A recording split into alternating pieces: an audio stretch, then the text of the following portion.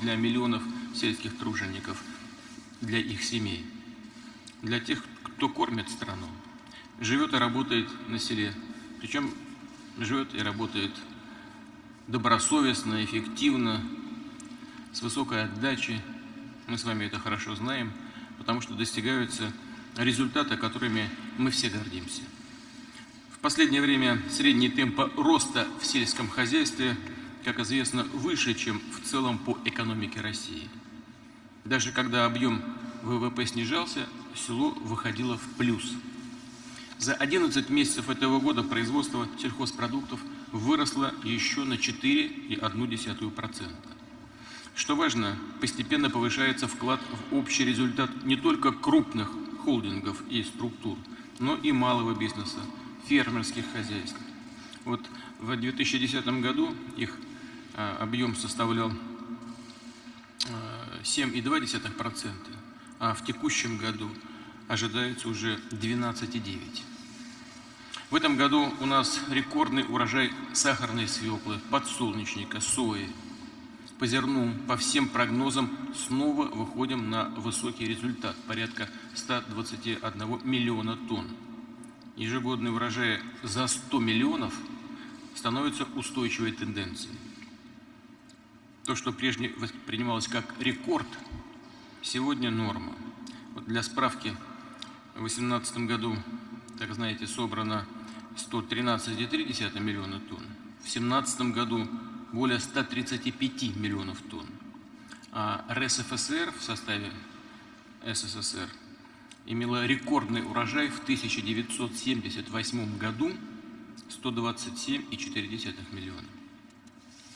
Отмечу в этой связи, что по целому ряду основных товарных позиций мы уже перешагнули планку, установленную доктриной продовольственной безопасности.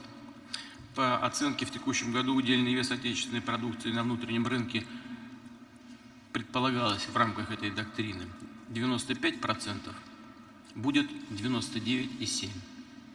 Сахар предполагалось 80%, будет 95,5%.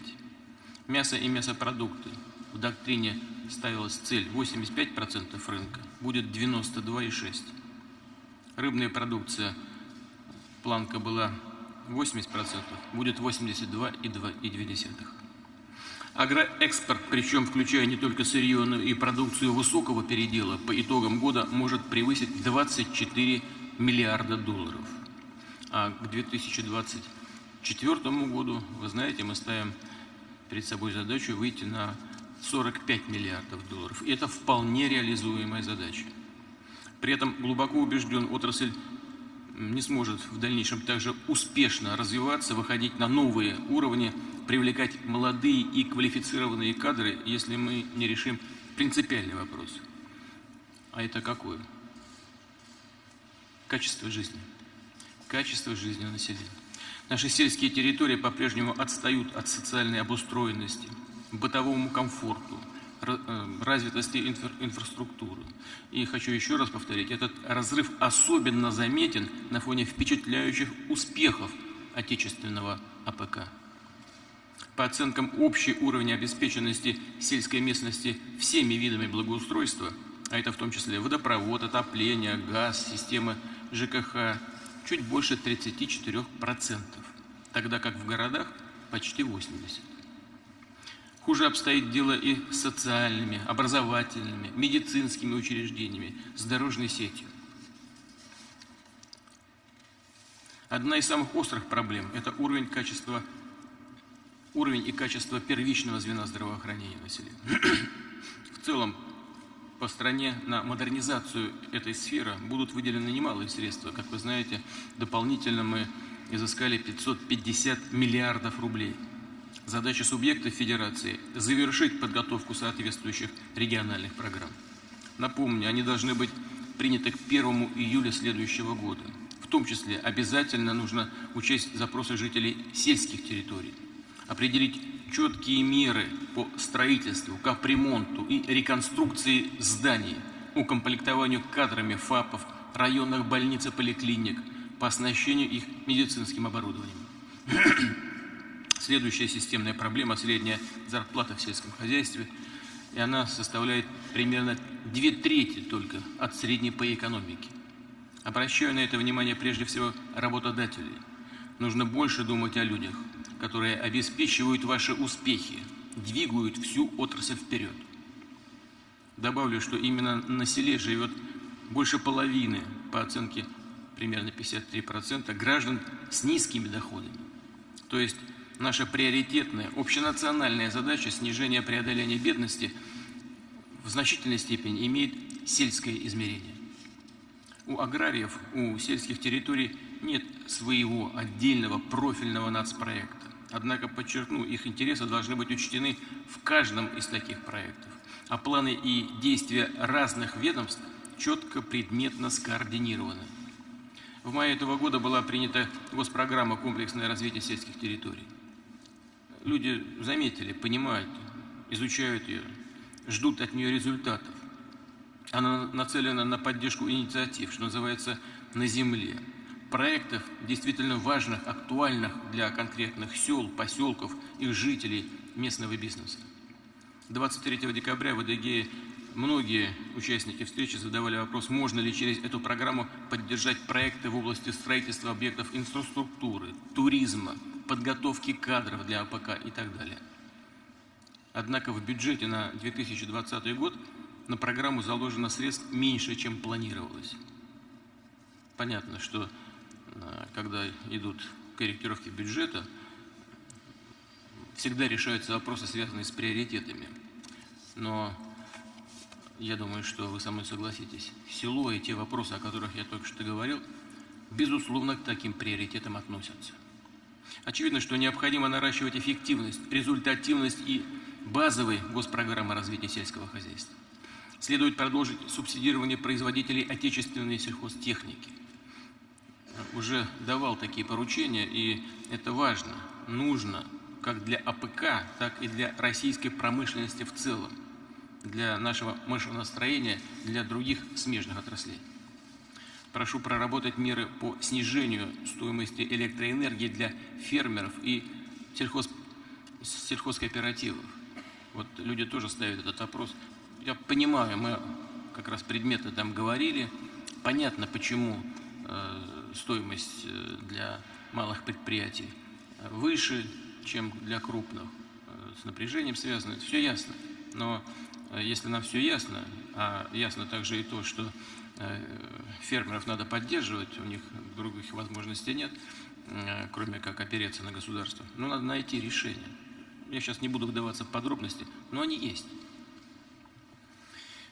Уважаемые коллеги, продовольственная безопасность страны должна быть гарантирована не только объемами производства, но и качеством продукции. Важное значение имеют перспективные исследования в области селекции и в растениеводстве, в животноводстве, разработки новых кормов. Должны быть приняты исчерпывающие меры по обеспечению ветеринарной безопасности. В целом, определяющим для нас остается принцип устойчивого развития, а это нацеленность на заметный, значимый рост качества жизни в сельских территориях. Ресурсосбережение, приоритет экологически чистых агротехнологий, не разрушающих наш природный потенциал в ущерб будущим поколениям. Это производство и продвижение продуктов под российским зеленым брендом. Я об этом, кстати, и в послании говорил. Это, во-первых, мировая тенденция, и у нас здесь есть абсолютно точно конкурентные преимущества. Экологически чистое, безопасное, качественное продовольствие, безусловно, таким может быть на глобальных рынках для нас. И его, безусловно, это конкурентное преимущество нужно усиливать. Конечно, вот то, что я сейчас сказал, это только ряд направлений по дальнейшему развитию АПК и сельских территорий. Я надеюсь, что сегодня в ходе дискуссии мы поговорим обо всем этом поподробнее. Пожалуйста, слово Виктору Петровичу Томенко. Уважаемый Владимир Владимирович, уважаемые участники заседания, в последние годы агропромышленный комплекс России демонстрирует уверенное, поступательное и, главное, качественное развитие. Отечественные производители практически полностью обеспечивают страну основными группами продовольственных товаров и при этом успешно наращивают экспорт продукции АПК. И это, безусловно, и прежде всего заслуга людей, которые живут и работают на селе. Поэтому очень важно, что темы развития сельского хозяйства и развития сельских территорий сегодня рассматриваются в комплексе. В рамках рабочей группы Госсовета по направлению сельское хозяйство мы вместе с коллегами из разных регионов, федеральными министерствами, экспертами, отраслевыми союзами и научным сообществом очень внимательно проанализировали текущую ситуацию, проблемные вопросы современного сельского хозяйства, сельской жизни, обсудили основные направления их дальнейшего развития. Эти вопросы находятся в фокусе постоянного внимания правительства страны, Совета Федерации, Государственной Думы. При подготовке доклада мы в значительной степени опирались на уже сделанные серьезные наработки и результаты их деятельности. Хочу поблагодарить всех коллег за такую совместную работу. Все принимали самое активное участие в обсуждении проблем, в формировании актуальной аналитики, предлагали очень много инициатив, что позволило глубоко и всесторонне проработать темы, выносимые сегодня на обсуждение. Одним из важных этапов подготовки к нынешнему заседанию стало совещание, которое провел председатель правительства Дмитрий Анатольевич Медведев 13 ноября в Алтайском крае. Оно было посвящено ходу реализации национальных проектов, их влиянию на повышение качества жизни на селе. Решения данного совещания, конечно же, также учтены при подготовке доклада Государственному Совету. Несмотря на очевидные успехи, рост показателей производства, расширение мер господдержки, есть все же ряд проблем, которые сдерживают динамику развития АПК. Среди них вопросы повышения эффективности использования сельскохозяйственных земель, оптимизация затрат на приобретение энергоресурсов, совершенствование налогообложения. Достигнутые результаты и стратегические приоритеты развития отрасли будут более подробно освещены в выступлении Дмитрия Николаевича Патрушева. Я же хотел бы сосредоточиться на проблемах сельских территорий. Село развивается, к сожалению, не так активно, как сам АПК. Хотя во многом именно сохранение сельского уклада жизни выступает залогом дальнейшего развития аграрного производства. Ключевые положения развития сельских территорий определены в стратегии на период до 2030 года. Отмечу, что эта стратегия была разработана и утверждена правительством страны по итогам заседания Госсовета, состоявшегося 21 апреля 2014 года. Так вот, за прошедшие 5 лет удалось добиться определенных положительных результатов. Однако ситуация в целом на селе остается сложной. Уровень жизни селян по-прежнему существенно отстает от городского. Преобладающая часть сельского населения, надо сказать, это 87%, проживает в населенных пунктах с численностью до 10 тысяч человек. В отличие от городских и наиболее крупных сельских поселений, там недостаточно развита социальная, транспортная, инженерная инфраструктура, нет необходимых условий для развития предпринимательства. Такие сельские территории характеризуются, как правило, низким уровнем доступности и качества образовательных, медицинских, жилищно-коммунальных и социально-культурных услуг. В результате люди уезжают, сельское население сокращается. Ключевая роль в реализации стратегии возлагается на регионы, которые должны обеспечить вот тот самый баланс в развитии сельских и городских территорий. И это очень важно для гармоничного социально-экономического развития субъектов Российской Федерации в целом. На федеральном уровне вопросы повышения качества жизни сельского населения решаются в рамках национальных проектов и отраслевых программ. Особая роль здесь среди них возложена на госпрограмму «Комплексное развитие сельских территорий», которая была разработана по вашему, Владимир Владимирович, поручению и утверждена правительством Российской Федерации в текущем году. Разработка госпрограммы также велась при самом активном участии и регионов. Госпрограмма предусматривает как уже хорошо зарекомендовавшие себя мероприятия по повышению качества жизни сельского населения, так и новые, которые будут способствовать повышению ее эффективности. Основной блок мероприятий программы направлен на создание современного облика села, а именно на поддержку инициативных проектов по комплексному обустройству сельских поселений. Необходимо отметить, что в реализации этих мер активная роль отводится инициативе снизу, то есть непосредственно муниципалитетам, жителям, бизнесу, которые будут представлять проекты комплексного обустройства конкретного населенного пункта. Среди ключевых направлений госпрограммы предусмотрено также развитие жилищного строительства в сельской местности и повышение уровня благоустройства домохозяйств.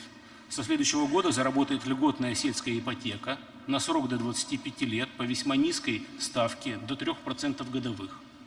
Отдельно обозначено направление по строительству жилья для социального найма, что очень важно для закрепления столь необходимых на селе специалистов. Общий объем финансирования государственной программы на 6 последующих лет, согласно паспорту, составляет почти без малого 2 триллиона 300 миллиардов рублей. 1 триллион 60 миллиардов рублей выделяется из федерального бюджета. Это в 12 раз больше, чем по предыдущей программе устойчивого развития сельских территорий, которая тоже в предыдущую шестилетку работала с 2014 по 2019 год. Утверждение новой программы комплексного развития привлекло пристальное внимание сельского населения, предпринимателей, органов власти всех уровней. Объем заявок на 2020 год, поступивших в Минсельхоз от регионов на финансирование из федерального бюджета по этой программе, составил 132 миллиарда рублей. Это в 1,7 раза больше, чем утверждено паспортом программы вот на 2020 год. И уже сегодня многие регионы заранее направляют значительные финансовые ресурсы на разработку проектной документации в целях последующего своего участия в мероприятиях госпрограммы. Однако объем ассигнований из федерального бюджета, который предусмотрен на 2020 год, составляет всего 36 миллиардов рублей. Вы об этом сказали, Владимир Владимирович. То есть это только 55% от предусмотренного паспортом программы и примерно четверть от того, на что заявились уже регионы. Всего же пока в федеральном бюджете запланировано средств на реализацию программы на трехлетку, то есть до 2022 года, на 327 миллиардов рублей меньше, чем паспортом программы предусмотрено. Это, надо сказать, создает серьезные риски невыполнения мероприятий в полном объеме и, соответственно, недостижения установленных целевых показателей. Проблема недостаточного объема финансирования программы из федерального бюджета на 2020-2022 годы многократно поднималась на разных площадках на всех этапах подготовки нашего сегодняшнего заседания. В связи с этим прошу вас, уважаемый Владимир Владимирович, дать поручение по решению вопроса финансового обеспечения государственной программы «Комплексное развитие сельских территорий» в объемах, которые предусмотрены ее паспортом.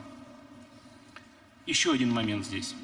Общий объем финансирования госпрограммы на период до 2025 года за счет средств региональных бюджетов составляет 174 миллиарда рублей. То есть уровень софинансирования расходов со стороны регионов превышает 14%. Для большинства региональных бюджетов это слишком большая нагрузка. Занимаясь этой программой, мы все пришли к выводу, что по значению и масштабам мероприятий она, по сути, является еще одним национальным проектом. Поэтому предлагаем изменить критерии софинансирования мероприятий по развитию села в пропорции 99 к 1, как это установлено для большинства регионов в рамках национальных проектов. Непременным условием развития сельских территорий является также диверсификация экономики и развитие предпринимательства. Курс на модернизацию и цифровизацию производства объективно влечет сокращение числа занятых в традиционных отраслях сельской экономики. При этом богатый ресурсный потенциал аграрных территорий остается недостаточно востребованным. Наша задача – эффективно его использовать, в том числе посредством поддержки развития несельскохозяйственных видов деятельности. В этой части важную роль должен сыграть банковский сектор, и в особенности Россельхозбанк, который уже достаточно успешно ведет масштабную работу по финансированию основных, базовых сельскохозяйственных отраслей и все хорошо на селе понимает. Считаем необходимым также предусмотреть в рамках национального проекта по развитию малого и среднего предпринимательства отдельные мероприятия, направленные на развитие малого бизнеса в сельских территориях. Здесь целесообразно расширить инструментарий, предлагаемый институтами развития, и в первую очередь Росагролизингом, а также корпорацией МСП. Дополнительно для развития малого бизнеса на селе предлагаем предусмотреть предоставление грантов на цели создания несельскохозяйственного бизнеса. Еще одним направлением может стать субсидирование транспортных расходов организациям потребительской кооперации и предпринимателям, которые осуществляют торговую и снабженческо-заготовительную деятельность в удаленных и малочисленных селах. Требуется также проработка вопроса по снижению налогового бремени таких организаций при отмене с 2021 года единого налога на вмененный доход, возможно, путем предоставления целевых льгот. Как показывает практика, весьма востребованными инструментами диверсификации экономики села могут стать территории опережающего социально-экономического развития. По действующим правилам и сегодня возможно создание ТОСР в сельской местности. Однако обязательность управленческого звена в формате управляющей компании и необходимость передачи в ее распоряжение земельных участков существенно усложняют создание и использование этого достаточно эффективного механизма. Уважаемый Владимир Владимирович, с учетом целенаправленной работы Минсельхоза России по социально-экономическому развитию сельских территорий, полагаем целесообразным наделить Министерство полномочиями по согласованию вопросов создания в сельской местности таких территорий опережающего развития. Современное развитие АПК предъявляет новые требования к качеству и уровню подготовки работников, их профессионально-квалификационному составу. Вопросы кадрового обеспечения АПК и предложения по их решению более предметно будут раскрыты в выступлении моих коллег. Отмечу, что эта тема актуальна и для учреждений социальной сферы, которые осуществляют свою деятельность в сельской местности.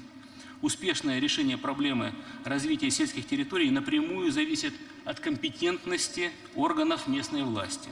Именно им отводится важнейшая роль в подготовке и реализации инициативных проектов развития, а также в практическом решении конкретных задач на местах.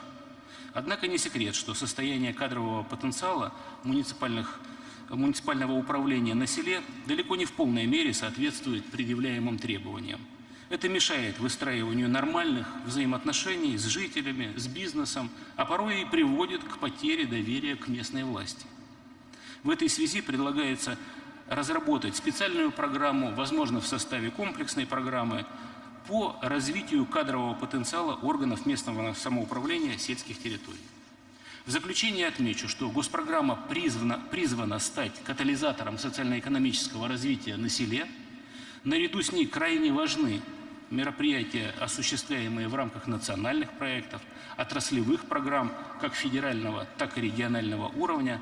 А максимального результата мы сможем добиться только при объединении усилий всех участников процесса развития сельских территорий. Благодарю за внимание. Спасибо большое. Пожалуйста, Дмитрий Николаевич Патрушев.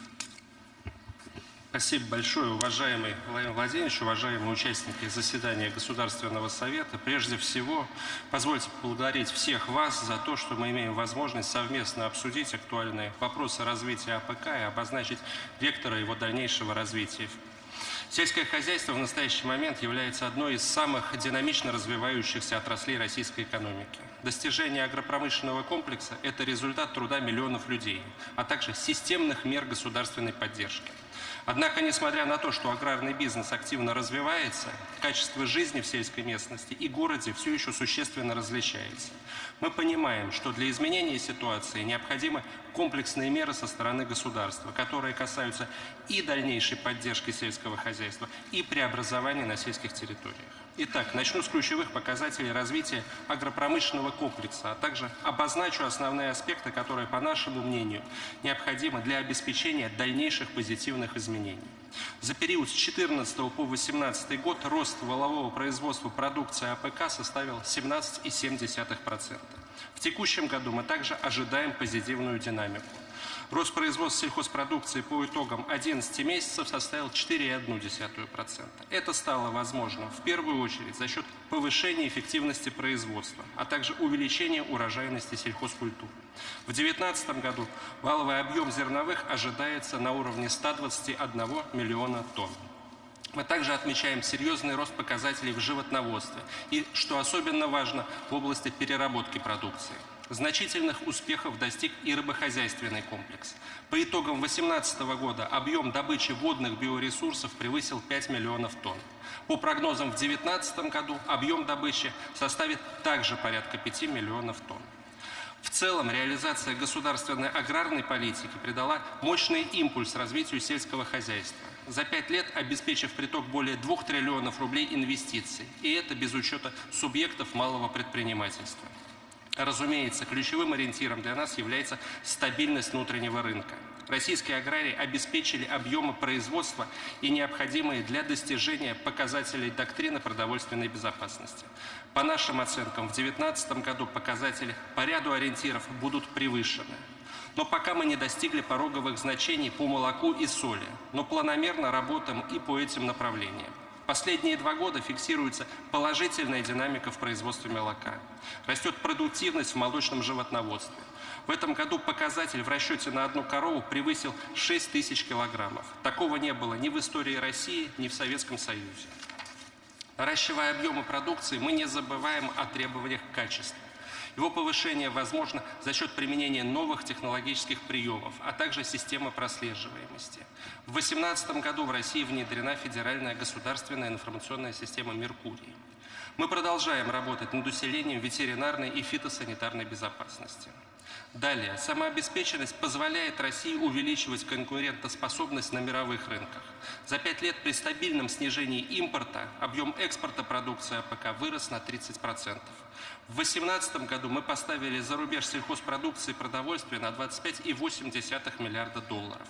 В 2019 году этот показатель, по нашим расчетам, составит порядка 25 миллиардов долларов при плане в 24. Как вы знаете, сегодня мы первые в мире по поставкам пшеницы. Но помимо этого занимаем лидирующие позиции по экспорту других категорий. В целом наращивание внешней торговли продукции АПК – это стратегическая задача отрасли на ближайшие годы.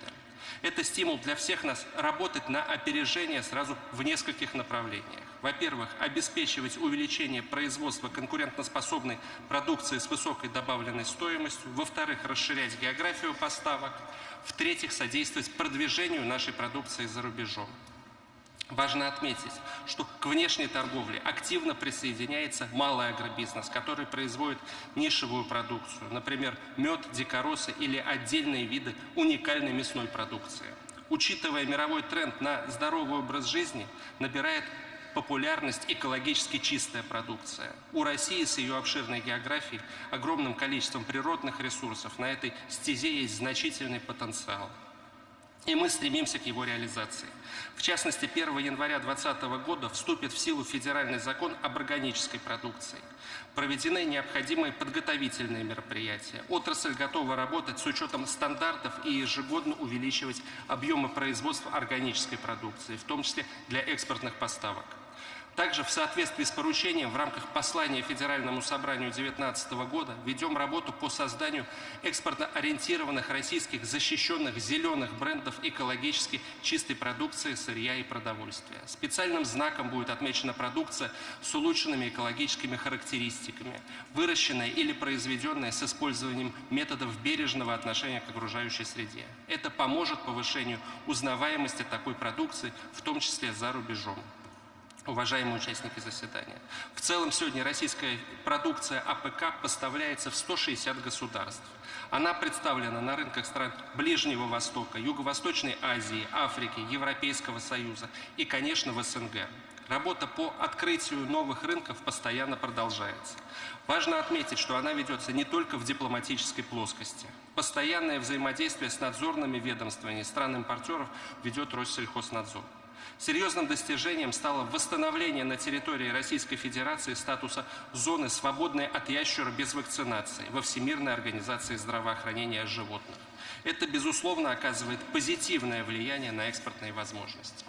По итогам 2019 года весь комплекс мероприятий в целом позволил открыть для отдельных видов российской продукции рынки еще 19 государств. Вместе с тем мы понимаем, что должна быть создана комплексная система продвижения на перспективных рынках сбыта, повышена узнаваемость российских брендов на международных площадках. Несомненно, это требует наличия специальных знаний в области сельского хозяйства. Поэтому 14 октября текущего года вами, уважаемый Владимир Владимирович, был подписан указ, предусматривающий направление Минсельхозом России своих представителей в более чем 50 стран мира. Это очень масштабный проект. Отмечу, что мы уже приступили к работе по обучению и отбору атташе. В том числе совместно с МГИМО запущена первая в нашей стране программа уровня магистратуры «Мировые аграрные рынки». Далее. Разумеется, важнейшим звеном в вопросе диверсификации экспорта является расширение транспортно-логистических возможностей, в том числе направленных за рубеж. В 2019 году строительство, модернизация и реконструкция спинальных терминалов включены в программу льготного кредитования в рамках федерального проекта «Экспорт продукции АПК» со ставкой кредитования не более 5%. Дополнительно в целое нивелирование дефицита подвижного состава предоставляются льготные кредиты на приобретение вагонов. В планах расширения данной меры господдержки еще и на контейнеры, в том числе рефрижераторные. В целом, по нашему мнению, реализация всех обозначенных мероприятий позволит агропромышленному комплексу к 2024 году выполнить задачу и поставить за рубеж сельхозпродукции и продовольствия на 45 миллиардов долларов. И, несомненно, реализация экспортного потенциала придаст импульс развитию всей сельхозотрасли, повысит материальное благосостояние организаций агропромышленного комплекса и, конечно, их работников. Также позволит предприятиям АПК усилить свои позиции на внешней и, в первую очередь, на внутреннем рынке. Далее, коллеги, коротко обозначу некоторые направления, на которых мы концентрируемся для дальнейшего развития агропромышленного комплекса. Во-первых, конечно, это работа по обновлению материально-технической базы. Организация агропромышленного комплекса сегодня становится все более активными потребителями современных технологий. Закупается новая техника и оборудование. Кроме того, внедряются эффективные технологии, которые позволяют не только увеличивать товарную массу, но и наращивать объемы и глубину переработки продукции.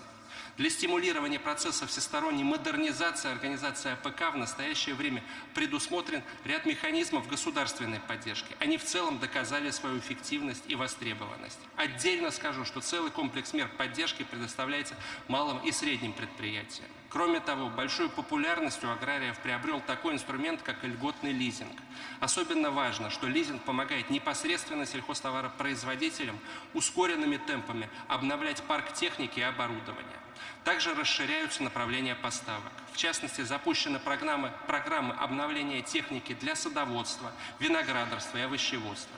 Есть программа поддержки приобретения техники и оборудования для предприятий семеноводства и селекции. Уважаемые участники заседания, хочу отметить, что мы постоянно оцениваем эффективность и совершенствуем меры господдержки. В частности, разработан новый механизм, в соответствии с которым с 2020 года господдержка регионам будет осуществляться в рамках компенсирующей и стимулирующей субсидий. Компенсирующая субсидия направлена на поддержку сельхозпроизводства по отдельным подотраслям растениеводства и животноводства, исходя из доли каждого субъекта в общем объеме показателей. Стимулирующая субсидия позволит развивать индивидуальные точки роста в региональном АПК. Данный механизм позитивно воспринят субъектами Российской Федерации и сельхозтоваропроизводителями.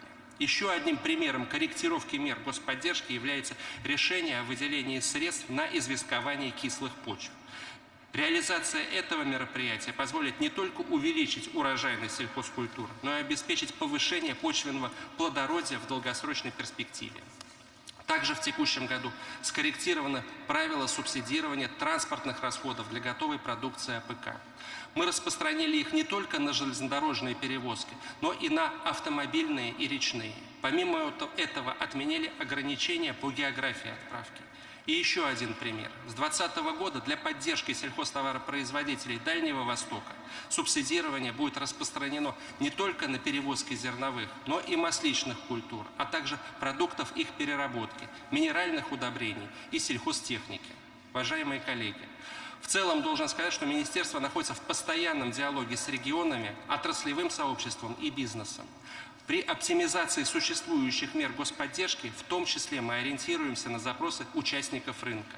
Бизнес может подсказать, какие именно направления господдержки для него наиболее актуальны. Так, по итогам встречи в Адыгее разведение виноградных улиток будет включено в перечень сельскохозяйственных видов деятельности, а значит, сможет получать меры государственной поддержки, в частности, гранты. Далее, конечно же, потенциал повышения эффективности аграрного сектора в том числе определяется возможностями цифровизации. Со своей стороны мы продолжим стимулировать развитие технологий в сельхозпредприятиях, оказывая соответствующую поддержку. Рассчитываем, что к 2022 году сельхозтоваропроизводители смогут оформить полный комплекс мер господдержки без необходимости личного посещения различных учреждений, просто используя свою учетную запись на портале государственных услуг. Следующее направление. Необходима качественная отраслевая научная и исследовательская база. С 2017 года в России реализуется федеральная научно-техническая программа развития сельского хозяйства. Отдельно хочу обратить внимание на необходимость развития отечественной селекции и генетики, поскольку все еще высока зависимость от иностранного племенного и семенного материала. Уважаемый Владимир Владимирович, по итогам встречи в Адыгее нами принято к исполнению поручения совместно с Россельхознадзором дополнительно проанализировать существующую систему ввоза семян. Пока по отдельным категориям мы существенно зависим от зарубежного семенного материала, необходимо устранить избыточные сложности при его поставках. Мы это постараемся сделать. В целом отмечу, что в настоящее время научно-исследовательскую деятельность в сфере генетики и семеноводства ведут 4 учреждения, подведомственные Минсельхозу, а также 54 организации в системе Миноборнауки. Селекция и семеноводство – одна из базовых вещей для АПК, поэтому мы обязаны в ближайшие годы сконцентрироваться на данном вопросе. Для этого, конечно, необходимо централизованное управление и системная поддержка. Также мы обязаны думать о развитии кадрового потенциала. Выпускники по своей квалификации должны отвечать требованиям современного рынка труда. В настоящее время только в системе Минсельхоза специалистов для АПК готовят 54 высших учебных заведения. Мы неоднократно встречались с ректорами вузов. У всех есть четкое понимание, что конкурентоспособность аграрного образования следует повышать за счет появления в образовательных программах новых направлений подготовки и специальностей, соответствующих веяниям времени. Кроме того, с нового учебного года появится дисциплина, подразумевающая использование цифровых технологий. И, наконец, главное – это расширение базы практической подготовки. У нас уже есть успешные практики новых подходов к обучению. Так, в Кубанском ГАУ создано 26 учебных центров практической подготовки. Занятия в них приближены к современным условиям производства.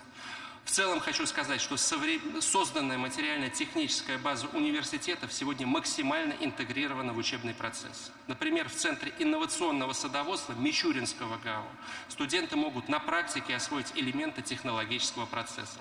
Такие навыки за партой получить невозможно. В наших планах на ближайшие годы усиление практической части обучения. Еще одна задача для дальнейшего развития отрасли – это поддержание комфортного делового климата. Он во многом зависит от совершенствования организационно-правовых механизмов, позволяющих обеспечить бизнесу долгосрочные гарантии и стабильность государственного регулирования. Как пример, к нам поступает немало обращений от руководства субъектов и аграриев, касающихся необходимости снижения энергозатрат, в первую очередь для малых и средних предприятий АПК. Эта тема также была озвучена участниками встречи в Адыгее и вызывает беспокойство людей. Владимир Владимирович, вы об этом уже сказали, но вот в этой связи просим дать соответствующее поручение федеральным органам исполнительной власти подумать о снижении затрат для малых форм хозяйствования в сфере АПК на оплату электроэнергии. Уважаемые участники заседания, далее. Особое внимание хочу уделить фундаментальному для сельского хозяйства направлению, а именно повышению эффективности использования земельных ресурсов. Дальнейший рост объемов производства, разумеется, связан с вовлечением земель в сельхозоборот, а также с увеличением их плодородия и сохранением качественных характеристик почв. К сожалению, имеющихся в настоящий момент отдельных инструментов явно недостаточно, чтобы работа носила комплексный, я бы даже сказал, общегосударственный характер и позволила в ближайшей перспективе сократить объем неиспользуемых земель, который на сегодня составляет порядка 44 миллионов гектаров, из них около 20 миллионов пашня. Кроме того, увеличение плодородия базируется в первую очередь на развитии мелиорации. И эта работа также, на наш взгляд, должна строиться не на единичных мероприятиях, а носить федеральный характер. Поэтому, уважаемые коллеги, мы просто обязаны качественно преобразовать существующую систему вовлечения земель в оборот. Хочу сказать, что мы провели в данном направлении серьезный анализ. Дмитрий Анатольевич Медведев уделяет этому большое внимание. На соответствующих совещаниях мы совместно рассматриваем различные формы дальнейшей организации работы, обсуждаем варианты. Очевидно, что ситуация заметно изменится, только если все инструменты будут работать в комплексе. Дмитрий Анатольевич поручил Минсельхозу разработать отдельный программный документ, касающийся вопроса вовлечения земель в сельскохозяйственный оборот. Мы плотно занимаемся его подготовкой. Ну и, наконец, Владимир Владимирович, о самом главном, об этом уже Виктор Петрович Томенко сказал, и это тесно связано с развитием сельских территорий. С 2020 года мы приступаем к реализации государственной программы «Комплексное развитие сельских территорий». Сегодня уже было сказано о том, что госпрограмма разрабатывалась совместно с регионами и поддержана каждым из них. Мероприятия новой госпрограммы направлены на решение наиболее актуальных вопросов сельских территорий, в том числе обеспечение доступным комфортным жильем, развитие рынка труда, а также создание и развитие инфраструктуры. В целом отмечу, что реализация госпрограммы предусматривает проектный подход, то есть территории и ее конкретные проблемы будут рассматриваться индивидуально. Мы совместно с регионами будем буквально с каждым населенным пунктом прорабатываем и будем прорабатывать механизмы и инструменты решения его наиболее актуальных вопросов. При этом принцип отбора проектов основан на анализе всех возможных критериев, в том числе наличие существующих и потенциальных рабочих мест на территории. В 2020 году начинается реализация уже отобранных проектов в 47 субъектах Российской Федерации. Это около 150 проектов комплексного развития сельских территорий, из которых 104 планируется реализовать всего за 1 год. Изменения в 2020 году затронут 269 населенных пунктов, где проживает более 1 миллиона человек. Исходя из этого, мы понимаем, насколько ожидаемой для субъектов и, конечно, самих сельских жителей эта программа является. Беспрецедентную востребованность в мероприятиях госпрограммы подтверждает тот факт, что совокупный объем поступивших в Минсельхоз заявок только на 2020 год составил 132 миллиарда рублей. Это в 1,7 раза больше объема, утвержденного даже паспортом госпрограммы. И заявки продолжают к нам поступать. Регионы активно готовят проектно-сметную документацию для последующего участия в новой госпрограмме. Вместе с тем в федеральном бюджете на 2020 год на реализацию госпрограммы предусмотрено 35,9 миллиарда рублей.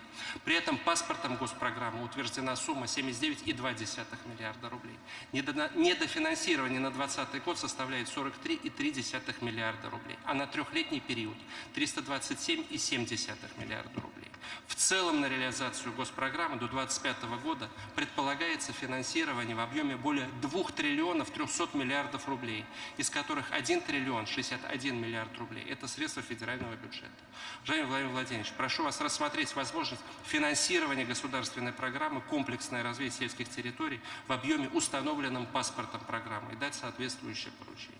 В завершении своего выступления хочу еще раз поблагодарить всех вас, уважаемые участники заседания, за внимание к агропромышленному комплексу и всестороннюю поддержку его развития. Доклад окончен. Спасибо. За улиток спасибо. Никитин, пожалуйста, Александр Валерьевич, Тамбовская область. Большое спасибо. Уважаемый Владимир Владимирович, уважаемые участники заседания, позвольте остановиться на 2 важных положениях доклада: кадровом обеспечении агропромышленного комплекса и увеличении доли средних и малых товаропроизводителей в торговых сетях. Первое. В докладе был поднят актуальный вопрос об актуализации существующих образовательных программ в сфере агропромышленного комплекса. Действительно, как было верно отмечено, набор на бюджетные места по традиционным сельскохозяйственным специальностям агроном, зоотехник, инженер в области агропромышленного комплекса идет непросто. Современная система агрообразования России – это 54 высших учебных заведения, как отметил министр сельского хозяйства Дмитрий Николаевич Патрушев. Но кроме этого, общее количество студентов аграрных вузов сегодня превышает 310 тысяч человек.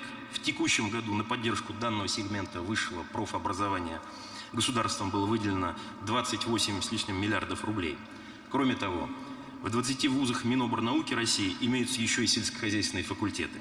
Плюс ко всему, в систему агрообразования входят также 253 техникума и колледжа. Однако, по данным Минсельхоза России, до 90% выпускников аграрных вузов работает не по специальности. Средний балл ГГЭ поступающих в аграрные вузы заметно ниже среднего балла в целом поступающих. В то же самое время из 25 тысяч руководителей сельхозпредприятий только 56% имеют высшее образование, причем 23% имеют непрофильное образование. Конечно, более современные названия, получаемых в аграрных вузах специальностей, могут быть одним из важных способов привлечения талантливой молодежи. Введение новых образовательных стандартов по специальностям – генетик-агроном, зоотехник, генетический инженер, зоотехник-эколог, инженер-робототехник, экономист, оператор цифровой платформы, биотехнолог – несомненно поможет, но только в сочетании с другими мерами привлечь молодежь в село. Поэтому особую актуальность приобретает вопрос внесения со стороны Министерства сельского хозяйства предложений по изменению действующего перечня профессий и специальностей. Эта работа, как известно, проводится уже. В любом случае, название и содержание новых специальностей должно следовать направлениям биологизации и экологизации сельского хозяйства, цифровизации и роботизации аграрных технологий, широкого внедрения генетических и постгеномных технологий. Отметить следует также ради справедливости, что и эта работа находит сегодня отражение в разработке федеральных государственных образовательных стандартов. Но сегодня крайне необходима новая, очень гибкая модель подготовки кадров, сформированная на основе конкретного задания со стороны реального сектора экономики. И в настоящее время уже идет создание новых механизмов и новых условий образовательной деятельности. Это, как известно, научно-образовательные центры международного уровня, технопарки, инновационные научно-технологические центры. В этой связи руководителям профессиональных образовательных организаций, организаций высшего образования следует на постоянной основе проводить работу по актуализации образовательных программ в соответствии с требованиями, которые сегодня предъявляются. Здесь стоит особенно подчеркнуть, в том числе и в соответствии с предложениями работодателей, обеспечить необходимую подготовку кадров в формате сетевого сотрудничества с ключевыми предприятиями. Очевидно, вопрос нехватки кадров стоит не только в сельском хозяйстве, но и в медицине, образовании, культуре и в целом социальной сфере села. Для снижения его остроты, уважаемый Владимир Владимирович, на недавней встрече с общественностью ВДЕ вами было поручено разработать программу «Земский работник культуры», а также предоставить в рамках программы «Земский учитель» льготы при покупке автотранспорта учителям, работающим в отдаленных сельских населенных пунктах. Считаем также правильным поддержать высказанное на той же встрече предложение разработать межведомственный проект «Кадры для села», в рамках которого предусмотреть комплексный подход к формированию команд молодых специалистов для реализации социальных проектов на селе, для реализации конкретных проблемных моментов. Второе, что хотелось бы обязательно отметить, это увеличение доли малого бизнеса, то есть субъектов малого и среднего предпринимательства, сельхозтоваропроизводителей в объемах реализации торговых сетей, которые уверенно доминируют на российском рынке продовольствия. По итогам прошлого года он достиг 15 с лишним триллионов рублей. Торговые сети занимают 56% рынка. При этом на 10 крупнейших сетей России уже приходится более 31% продаж продовольственных товаров и около 44% продаж продовольственных товаров в современных форматах розничной торговли. Причем эта доля ежегодно увеличивается где-то на 1,5–2 процентных пункта. В силу дополнительных преимуществ в виде дисконтов, различных акций, люди отдают предпочтение именно организованным формам торговли. Если в 2010 году в России доля розничных рынков и ярмарок составляла 12% в общем объеме оборота торговли, то уже в 2018 году она сократилась почти в 2 раза. Фермеры ежедневно сталкиваются с проблемой доступного сбыта продукции. Из-за его отсутствия они вынуждены предлагать произведенную продукцию перекупщикам, либо распродавать за бесценок, пока продукция не испортилась.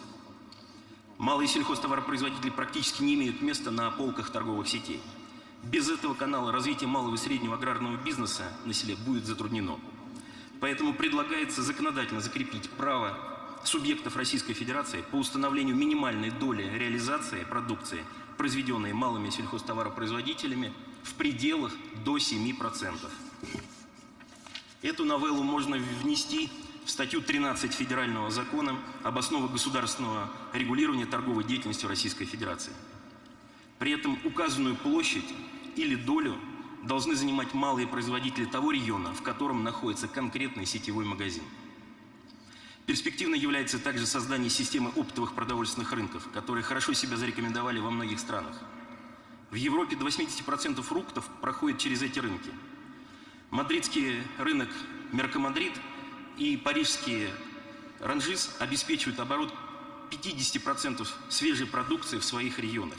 Они были созданы по специальному решению государства, которое обеспечивало площадки транспортной инфраструктуры, позволяющие использовать рынки тысячам и тысячам мелких предпринимателей. Безусловно, создание таких рынков в России – дело будущего. Тем более, что летом текущего года разработана стратегия развития торговли в России до 2025 года, в которой впервые была представлена концепция оптовых продовольственных рынков. Но при этом твердых гарантий того, что наши оптовые рынки будут предоставлять заметное место именно малым формам хозяйствования, малым товаропроизводителям, пока нет. Существует еще одна тема, которая весьма обсуждаема. В частности, по мнению наших аграриев, сейчас остро стоит вопрос административного согласования перемещения негабаритной сельскохозяйственной техники на дорогах общего пользования. Эта тема также, кстати, обсуждалась на встрече с вами, уважаемый Владимир Владимирович, с общественниками в Адыгее. В связи с этим очень своевременным представляется ваше поручение по упрощению механизма этого согласования в рамках снижения дополнительных административных нагрузок на сельхозпроизводителей. Наши аграрии, и опять же, акцент делаю на малых формах хозяйствования, встретят решение данного вопроса с большой благодарностью. Далее, также хотелось бы отметить, что в среднесрочной перспективе хорошим подспорьем товаропроизводителям станет интернет-торговля сельхозсырьем и продуктами питания. В связи с этим, например, у нас в Тамбовской области в стадии внедрения находится в первую очередь цифровой платформа агропромышленного комплекса, которая будет без посредников связывать сельхозтоваропроизводителей с потребителями. Модель этой платформы мы представляли в Министерстве сельского хозяйства Российской Федерации. Да, в настоящее время объем розничной интернет-торговли продуктами питания относительно невелик. В прошлом году он составил 23 миллиарда рублей.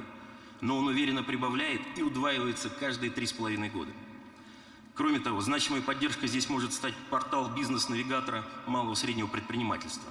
Но необходима его модернизация, ориентированная на распространение по всей территории субъекта. Повышение эффективности данного сервиса позволит, в частности, организовать на платформе навигатора открытие собственного магазина по реализации своей сельскохозяйственной продукции или осуществлять ее сбыт через действующие розничные магазины, минуя сети. И в заключение обращаю внимание, что в сельских территориях предпринимательство связано не только с агропродовольственной, но также и с другими сферами деятельности, не сельскохозяйственными. Это и услуги по перевозке сельскохозяйственного сырья и продукции, услуги учреждений организации общественного питания, парикмахерские услуги, сбор дикоросов и много-много другое. И далеко не всегда предприниматели из этих сфер могут обратиться за поддержкой в областной или районный центр. Поэтому для обсуждения разных решений, в том числе успешных практик по развитию данного малого бизнеса на селе, считаю необходимым постоянная форум-площадка. В связи с чем выступаю с инициативой проведения первого Всероссийского съезда сельских предпринимателей, ну и, соответственно, готовностью принять его на Тамбовщине. Спасибо за внимание. Спасибо большое. Пожалуйста, Артамонов Игорь Георгиевич, Липецкая область. Спасибо. Уважаемый Владимир Владимирович, уважаемые участники заседания, сегодня необходимо сказать, что принятые меры в рамках государственной программы развития сельского хозяйства принесли свои результаты. Так, за последние 5 лет на развитие агропромышленного комплекса области направлено более 150 миллиардов инвестиций, что позволило ежегодно достигать рост производства 5-7%, а в текущем году 11%. Государственная поддержка АПК за 5-летний период составила более 23 миллиардов рублей. Прибыль АПК региона достигла более 17 миллиардов рублей ежегодно. В настоящее время в области реализуется еще 30 инвестиционных проектов с общим объемом инвестиций 112 миллиардов рублей. В сельской местности в Липецкой области практически нет безработицы. Более того, наблюдается дефицит ряда специальностей. Можно сказать, что в отрасли АПК произошли кардинальные положительные изменения. Вместе с тем, мы не можем не сказать, что в рамках программы устойчивого развития сельских территорий результаты такие же впечатляющие. Доведенный объем финансирования по вышеназванной программе позволил обеспечить благоустроенным жильем далеко не всех нуждающихся. Строительство жилья и на сегодняшний день остается одним из главных направлений на селе. В целях поиска путей решения данного вопроса наша область при поддержке Дмитрия Анатольевича Медведева, Виталия Ионовича Мутко вошла в пилотный проект. Нам были выделены средства на водоотведение, мы отсыпали дороги, вместе со Сбербанком мы создали ипотечный продукт и радовались этому, думая, что жители активно будут строиться. Но суровая действительность оказалась иной. Молодые семьи многодетные не смогли принять участие в силу низкой платежеспособности. И мы пока не помогли субъектам за счет регионального бюджета субсидировать первоначальный взнос, дело не сдвинулось с мертвой точки. И мы очень рассчитываем на то, что ввод в действие льготной ставки в районе 3% решит нам эту задачу. Программа не развивается без льготного кредита и без вложений в инфраструктуру. Далее, хотелось бы обратить внимание на следующее. Наша область получает субсидии по государственной программе развития сельского хозяйства порядка 5 миллиардов ежегодно. А по программе устойчивого развития сельских территорий всего 350-400 миллионов рублей. То есть практически меньше в 13 раз. Таким образом, на селе сложилась серьезная диспропорция в развитии сельхозпроизводства и обустройства сельских территорий. Когда мы анализировали, что делать с этой диспропорцией, пришли к выводу, что возможно решать задачу тремя вариантами. Первый – это полномасштабное, полноценное наполнение новой программы комплексное развитие сельских территорий. Второе – предоставить субъектам доступ к бюджетным кредитам по типу тех кредитов, которые на сегодня имеет агропромышленный комплекс, и благодаря которым у нас впечатляющие результаты в сельском хозяйстве. И третье, когда мы начали анализировать финансовое состояние сельхозпроизводителей, я уже называл цифру 17 миллиардов прибыли за год. Хочу напомнить, что сельхозпроизводители не платят налог на прибыль. В то же время единый сельскохозяйственный налог, уплачиваемый сельхозпроизводителями, в Липецкой области составил 140 миллионов рублей.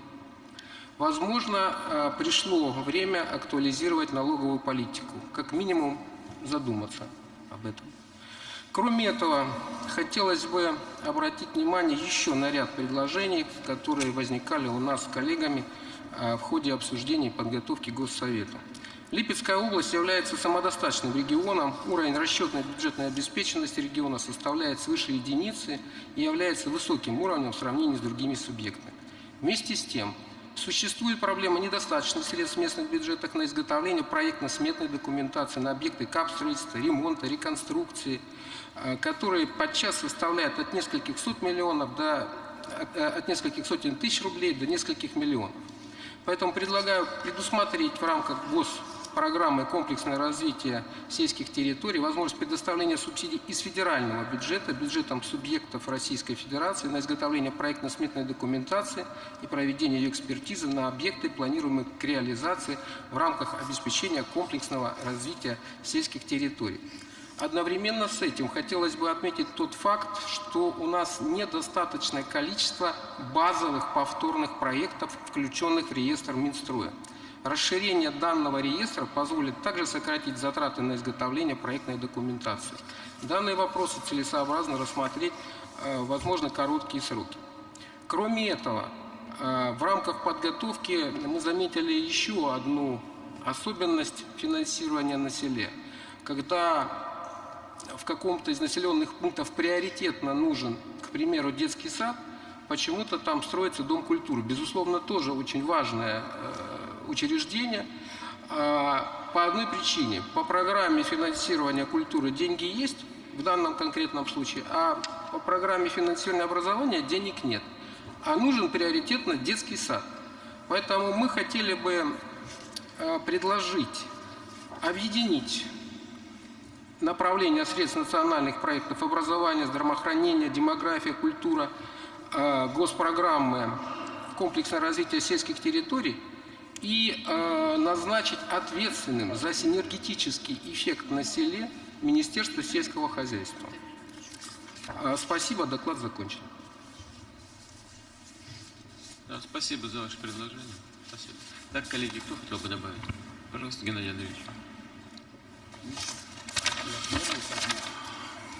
Уважаемый Владимир Владимирович, сегодня Госсовет рассматривает главную проблему. Уцепившись за это звено, можно решить практически все проблемы, которые вами сформулированы в своем послании, и обеспечить продовольственную безопасность, и бороться с бедностью, и дать хорошие продукции, достойного качества и нормальной цены всем гражданам. Поэтому я хочу поблагодарить прежде всего докладчиков, которые очень профессионально подошли к этой проблеме и грамотно ее изложили. Многое будет зависеть, Владимир Владимирович, от нашей политической воли. Хватит ли нам сил выполнить то, что вы уже утвердили 5 лет назад, когда правительство приняло очень перспективную программу. Но я посмотрел, 14 раз ее уже меняли, и меняли в сторону уменьшения. Я взял, например, следующий год, комплексное развитие села. Уникальная программа, пилотный проект. Выделить должны были 80 миллиардов. В бюджете осталось всего 36. Никакой проблемы полностью профинансировать нет. Это вопрос сугубо политической воли. У нас сегодня есть все ресурсы. Вы все сделали, чтобы они были заложены. У нас впервые в истории 546 миллиардов золотовалютных резервов, 8 триллионов в фонде благосостояния, 31 триллион на счетах предприятий и банков. Этим хозяйством надо распорядиться. Если мы вкладываем в землю, в воду и экологию, это полностью себя окупит. Это главное богатство, наше восполняемый ресурс. Было время, когда мы вкладывали больше 15% в эту сферу. Европа сейчас вкладывает треть почти, Америка 25%. У нас часто крутится вокруг 1,5%. Нам надо спокойно сюда влаживать средства, и они, как вы видите, окупятся. 25 миллиардов уже долларов имеем. Если в ближайшие 2 года реализуем ряд конкретных проектов, мы выполним и перевыполним вашу установку 45 миллиардов долларов. Назову несколько примеров. Например, новая целина. Здесь называли почти 40 миллионов гектаров, заросших бурьяном и чертополохом. Вот в Московской области, в Луховицком районе подняли 25 тысяч гектаров, в Зарайском еще 20. 5 раз увеличили производство зерна всего за 3 года. Абсолютно решаемая задача. Но за ней и тащится целый курс других проблем, которые мы обязаны решить вместе с вами. Поэтому надо утверждать государственную программу вовлечения в оборот неиспользованных земель. У нас есть уникальный опыт, но за этим идет сельхозмашиностроение. Вот хожу, убеждаю, у вас на родине Кировский завод освоил блестящую машину. Министр Мантуров помогал, видели. Премьер-министр даже поездил на этом великолепном тракторе. Новый цех сделали, немцы заведуют. Но я смотрю, как финансируется, в том числе то, что необходимо компенсировать. Уже в январе возникнут проблемы с зарплатами и некоторыми другими. Я не вижу никакой проблемы вот выделить те 20 миллиардов, но почему-то зависает каждый раз, где-то упирается в какой-то кабинет, вместо того, чтобы максимально поддержать. То же самое с Россельмашем. А их по кооперации поставляет технику 1600 предприятий. Поэтому, поддерживая это направление, мы тем самым решаем главные задачи. А у нас на гектар 2-3 комбайна. У нас Беларусь и Казахстан уже обогнали в 3 раза. Если тут проявить просто характер и поддержать, люди работают здорово, осваивают, и это принципиально важно. Управление. Мы с вами в прошлый раз обсуждали, вы откликнулись на эту идею. В цене товара хочу, чтобы все послушали. У нас 64% налогов и 10% зарплат. При таких налогах невозможно производить, а при такой зарплате невозможно купить. Эта формула требует решения. И для этого готовы. Кстати, председатель Володин в этом году этой теме уделял особое внимание. Мы большие слушания провели, выезжали на места, провели совместные семинары. Вы были, премьер-министр был, приняли принципиальные решения, но их надо финансировать и выполнять. Для этого есть все необходимое. Оторвали науку. Вот сейчас министр докладывал, кстати, очень профессиональный доклад. Ну разве можно отдали в чужие руки науку? Им не до сельского хозяйства. Всегда агропромышленный комплекс заказывал научные исследования. И научные... У нас великолепная наука в этом плане. Можно спокойно решить. На примере пчеловодства можно показать, как это обошлось. В этом году от химии погибло 40 тысяч семей. 40 тысяч пчелосемей. Некоторые разорились. У нас закон давно, Дума обсудила, отдали в правительство, завис. Хотя его можно было давно принять, и никакой проблемы. Это, кстати, один из лучших продуктов в мире, и будут наращивать. Это касается льна и хлопка. Кстати, интересно, в Ставропольском крае 3 года выращивают хлопок.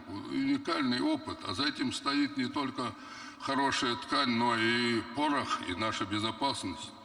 Что касается опыта, вы подписали, дали поручению Гордееву, он готовит очень тщательно семинары по народным предприятиям. Мы их создали, когда был Примаков, Маслюков, Геращенко и Матвиенко. Это уникальные предприятия. Они в условиях даже санкций, кризиса оказались самыми эффективными. Все вышли на темпы выше 5-7%. Все платят налоги, все показывают лучшие результаты. Тоже совхоз Ленина производит каждую 5-ю тонну клубники, 11 тысяч литров молока с буренки, автоматизированы полностью ферма и так далее. Это касается из Звениговской, вы помогали его отбивать тогда от бандитов, в Мариэл. 18 миллиардов в этом году произведет продукции, и по 30 видам на европейском рынке заняла первые места, главный приз получили. Мы в состоянии, если в каждом области, республике хотя бы по 1-2 таких предприятия, мы получим колоссальный результат. Руководитель Татарстана поддержал наше это предприятие, отдал 2 отстающих района, там создали уникальное производство, вложили почти 5 миллиардов рублей и освоили все. Мы можем это в каждом регионе заложить и получим то, что требуется для всех нас. Мы подготовили серию фильмов блестящих. Я прошу губернаторов, посмотрите фильм «Белорусское село. Запретная тема».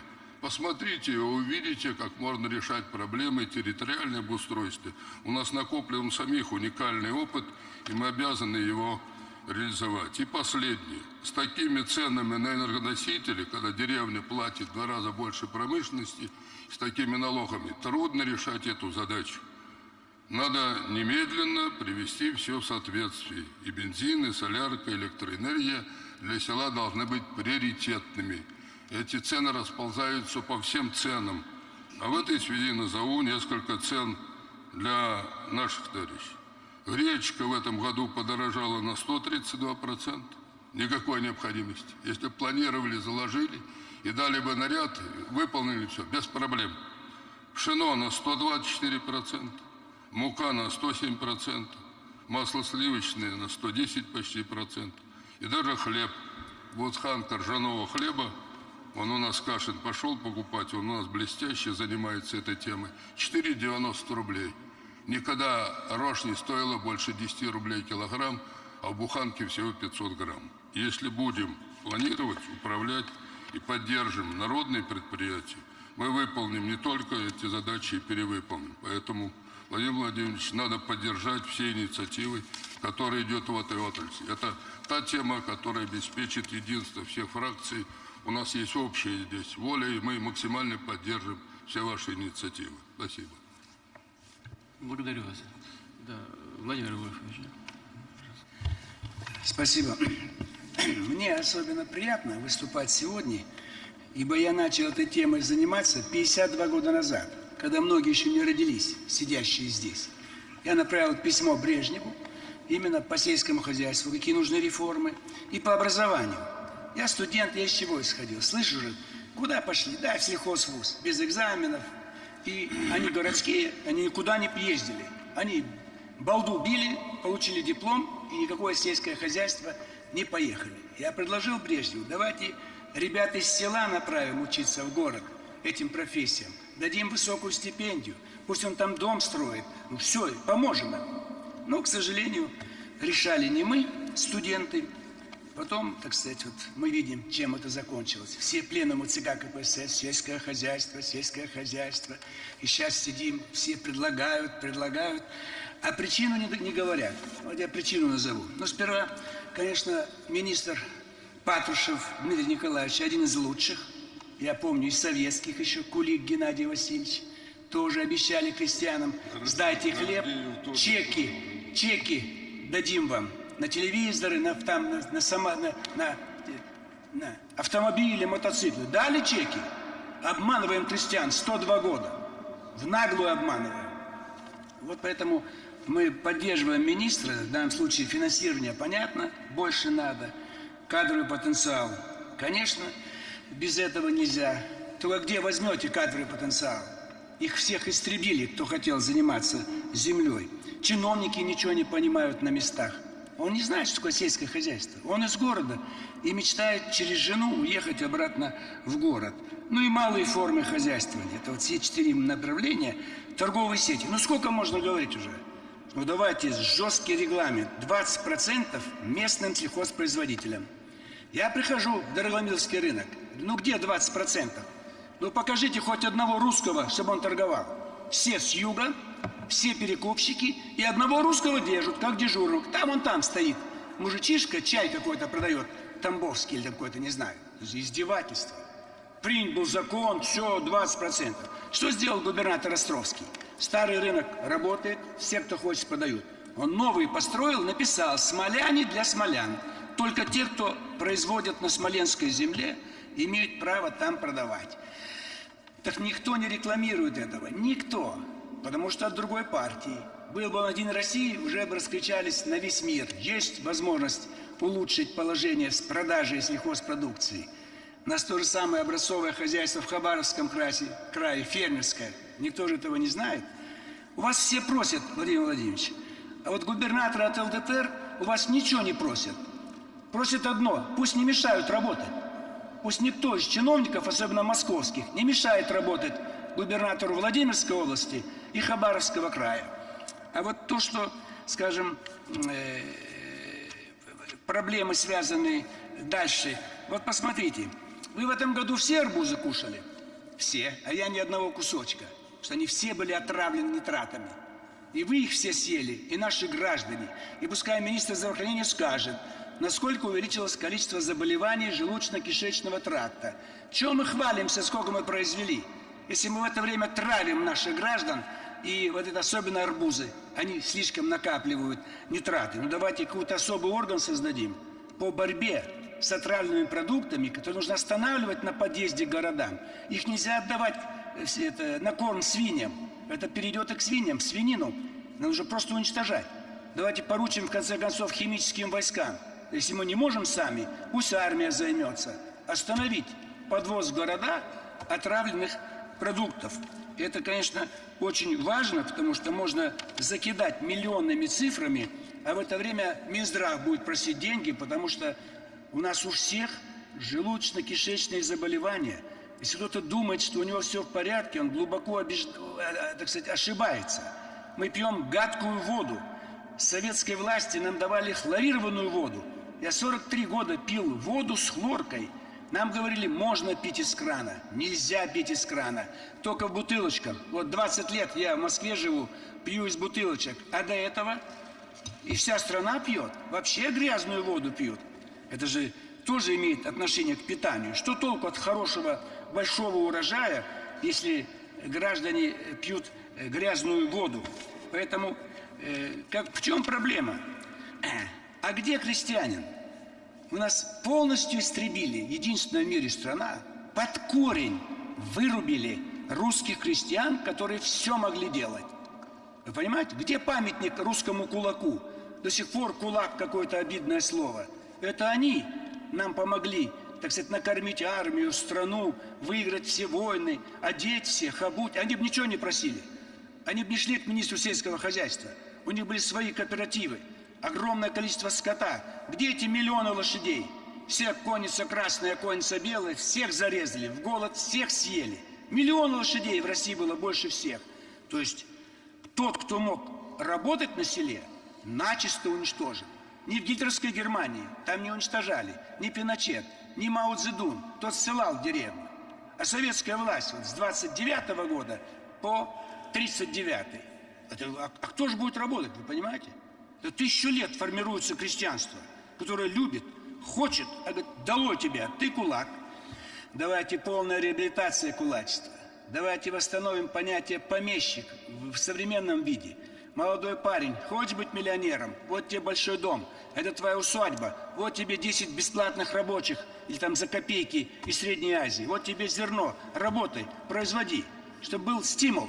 Хочу быть помещиком и миллионером. А просто поехать, земский врач хорошо, земский там, учитель хорошо. А вот кто будет товар производить? Частно-собственническую психологию воспитывать с детства, с детского сада. Это твоя земля, это твой скот. Почему басмачи вырезали красноармейцев в Средней Азии? Что это его скот, его табуны, его степи, пустыни. Вот приехали в шлемах, понимаете, буденовцы, и будете у нас тут все забирать. До сих пор Афганистан нас за это ненавидит. Не потому, что советская армия пришла в Афганистан, а потому, что их дедушек выгнали из Средней Азии. И вот это вот, смотрите, частно-собственническая психология. Вот она у меня. Я держу кроликов, мне 15 лет.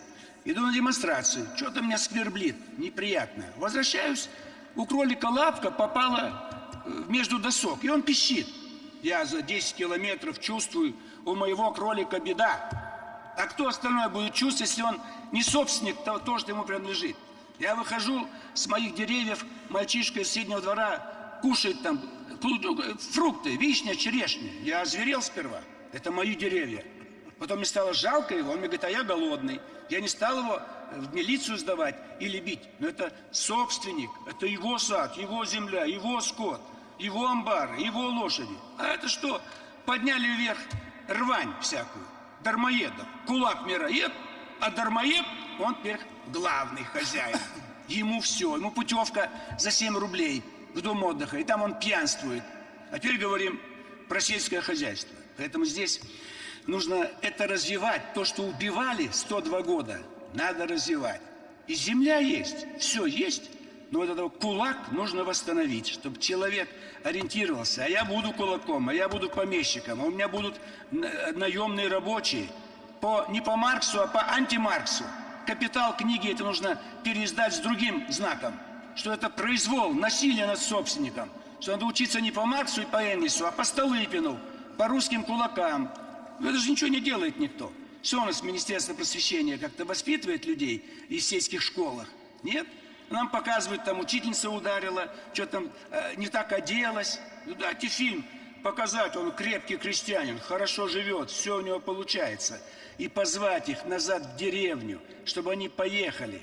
Давайте колонии, поселения бросим в те сельхозрегионы, где не хватает населения. Чего они сидят, задарма хлеб едят? Там жена приедет, дети, он там освоится и останется, будет жить. А мы ему держим заперти, кормим его, когда он может хорошо работать. Все, кто связан с бизнесом, в колонии поселения, и 100 километров вокруг автоматчиков поставить, чтобы никуда не сбежал. Работай здесь, и он будет работать хорошо, а не сидеть в этих. То есть можно наладить все это, можно позвать староверов. Владимир Владимирович, они приезжают, им в лицо плюют, приезжают с детьми в хорошей одежде русской, порнографию не знают, там эту краску, макияж. А куда пойти, что делать? Чиновник его не зовет, из Австралии приехали. Походили и уехали, с Аргентины приехали. Они лучше всех работают. Именно православные священники, они не очень любили работать, больше молиться, каяться. Хорошо работают протестанты. Самая богатая Северная Европа, самая богатая, там протестанты. Самая бедная Европа католическая, там вечно фашизм или нищета. Испания, Португалия, Греция, Италия. Так давайте вот наработки протестантов, они у нас есть, баптисты, мы их запретили. Моя бабушка была баптисткой, она работала, ее на Соловки. За что? Ленин сказал, новая экономическая политика. Сталин закрыл через 10 лет, бабушку на Соловки справку до сих пор не дают. Она сидела рядом, Лихачеву молоко давала. Лихачев у вас кумир, а моя бабка ему скормила его, оставила в живых. Она никто. Справку дайте, за что бабушка сидела и сколько времени. В Вологде архивы, там войны не было. Справку до сих пор не дают. А сажать посадили. А кто объявил новую экономическую политику? И сейчас нужна новая экономическая политика. И сейчас Столыпины есть. Хорошие губернаторы есть. Им только не надо мешать. Чиновники командуют все. Полпреды, аппарат, инспектор, федеральный. Заксобрание что-то решает. Это было при царе. Какое заксобрание будет решать, кто будет заместителем губернатора? С какой стати? Мы же Госдума вам не указываем, кто будет министрами у вас. Почему в заксобрании указывают губернаторам, кто будет вице-губернатором? Они что, лучше знают, что ли, это? Вы дайте свободу.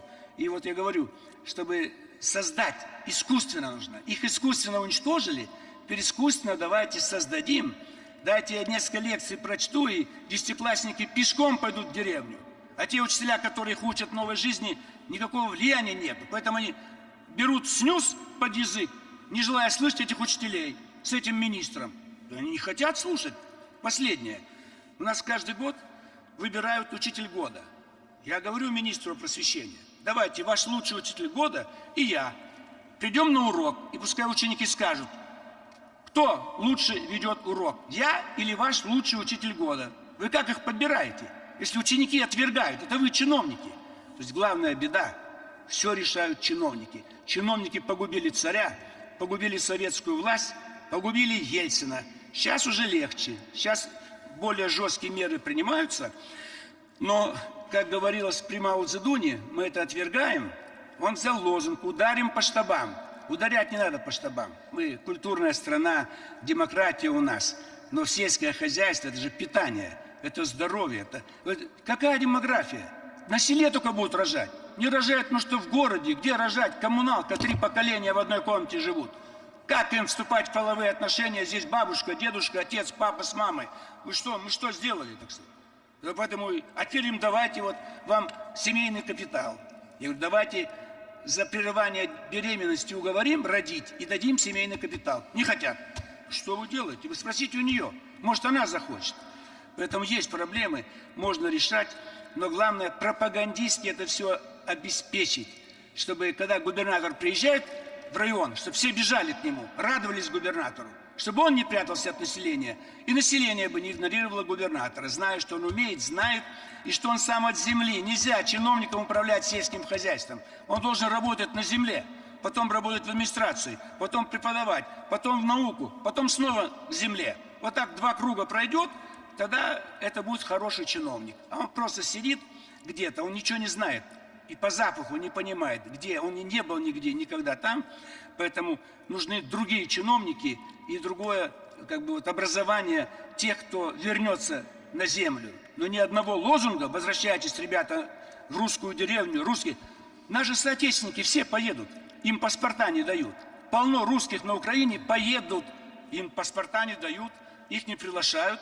Они с удовольствием будут возделывать землю. Но мы же их оставляем там, под пули правого сектора. Это вот все проблемы надо решать. И я рад, что мы посвятили, и я отметил годовщину начала реформ сельского хозяйства с моей стороны. Это март 1967 года. А вы только сейчас приступили к этому и не всегда делаете правильные выводы. Спасибо. Неверов, пожалуйста. Спасибо, уважаемый Владимир Владимирович, уважаемые члены Государственного совета. Я вернусь к селу. Давайте вспомним. Буквально еще 15 лет назад было стойкое убеждение о том, что сельское хозяйство – это черная дыра. Сколько бы туда не давали денег, все уйдет и ничего не будет. Но 2006 год, давайте вспомним опять, первый национальный проект – это агропромышленный комплекс. И вот они сегодня результаты, о которых, Владимир Владимирович, вы говорили, о которых говорил министр. И в части то, что мы сегодня являемся лидерами, и рекорды, которые сегодня у нас есть, это и выше, чем в Советском Союзе. Но, тем не менее, все равно в рамках сегодняшнего заседания Государственного совета мы говорим о повышении эффективности агропромышленного комплекса. И очень важно, Владимир Владимирович, что на таком самом высоком уровне вы обозначили проблему тарифов, энергетических тарифов. Это тема, которая сегодня всех волнует, она везде звучит. Я думаю, что уже Александр Валентинович Новак уже точно может дать какие-то предложения, потому что мы неоднократно эту тему обсуждали, говорили. Здесь могут быть разные направления, в том числе увеличение доли энергии, выработанной с применением альтернативных инструментов энергоснабжения. Также можно обсудить вопросы путем выделения в отдельную группу потребителей электрической энергии, сельхозпроизводителей, особенно фермеров, особенно мелких. Почему? Потому что, конечно, они становятся неконкурентными. 30% себестоимости, в 2 раза больше тарифа, это совершенно невозможно будет свести концы с концами. Второе, сегодня у сельхозпроизводителей есть предложение к аграрной науке, и я хотел бы тоже об этом сказать. Они их, естественно, формулируют Министерству сельского хозяйства, а вот постановку задач научным аграрным нашим организациям, отбор этих организаций, доведение бюджетного задания, контроль за выполнением показателей осуществляет Министерство науки и высшего образования. Вот здесь вот это такая диспропорция, то есть Министерство сельского хозяйства ставит задачи сельхозпроизводителей в том же вопросе и семеноводства, и в том же вопросе селекции, а все вот эти показатели дальнейшие осуществляет Министерство науки и высшего образования. Поэтому было бы, наверное, правильно проработать вопрос передачи именно вот как раз аграрных научных учреждений в ведение Минсельхоза. Это бы обеспечило и более такое, скажем, логичное и тесное взаимодействие непосредственно производителей аграрной науки через профильное министерство, которое отвечает за сельское хозяйство. Еще один момент хотел отметить. В ходе подготовки заседания Государственного совета на рабочей группе мы обсуждали меры, которые могут увеличить и экспортный потенциал отечественных товаров. Мы достаточно имеем хорошие сегодня результаты здесь. Эти предложения не нашли отражения в докладе, но я думаю, что, по всей видимости, потому что министерство самостоятельно может этот вопрос решить. Однако считаю необходимым заострить на них внимание. О чем речь идет? Есть механизмы государственной поддержки для экспортеров сельхозпродукции, это система льготного кредитования, но, по мнению наших коллег с регионов, для некоторых направлений условия получения таких кредитов, может быть, надо рассмотреть, смягчить. Почему? Потому что если вы берете условно там на рубль кредита, вы должны взять обязательство на 4 рубля обеспечить поставки продукции на экспорт. Если вы взяли 10 миллионов кредит, то на 40 миллионов вы должны взять обязательство обеспечить экспортной такой поставки. Но если произошел какой-то сбой, то, соответственно, этот кредит уже считается нельготный, ставка другая, и, соответственно, другие уже санкции непосредственно к тому, кто брал кредит. Вот здесь, может быть, по ряду направлений, конечно, может быть, с Министерством сельского хозяйства посмотрели бы и могли смягчить эти условия. Это как раз, в принципе, в приказе Минсельхоза по вот таким кредитам. Есть предложение к Россельхознадзору предусмотреть установление единых расценок на услуги по оформлению разрешительной карантинной документации для вывоза продукции на экспорт. Потому что в каждом регионе это совершенно разные расценки, на разные продукции разные расценки. Срок ожидания достаточно длинный. И вот здесь, конечно, желательно обратить внимание на оперативность. И как раз регионы об этом вопрос поднимают. Не буду глубоко затрагивать программу комплексного развития сельских территорий. Очень много уже прозвучало, но просто для сравнения, Владимир Ильич, смотрите, в рамках Центрального федерального округа, я представляю Смоленскую область, мы подали 94 заявки на участие в программе комплексного развития села. Удовлетворены 18. Мы бы и больше подали, но у нас нет у муниципалитетов средств на составление проектно-сметной документации. Это большая проблема, потому что сегодня просто невозможно проектно-сметную документацию подготовить, а требуется, соответственно, подача документов только с проектно-сметной документацией. Здесь уже липецкий губернатор говорил, и пройти госэкспертизу. Но подали 94, удовлетворено 18, менее 20%. Вот, поэтому, конечно, мы эту тему обсуждали. Подали бы, может быть, и больше, если бы была и документация, но вопрос софинансирования, в Смоленской области 13% софинансирования, 87 на 13. Здесь уже звучало 99 на 1 софинансирование. Мы это обсуждали на многих партийных площадках, во многих регионах.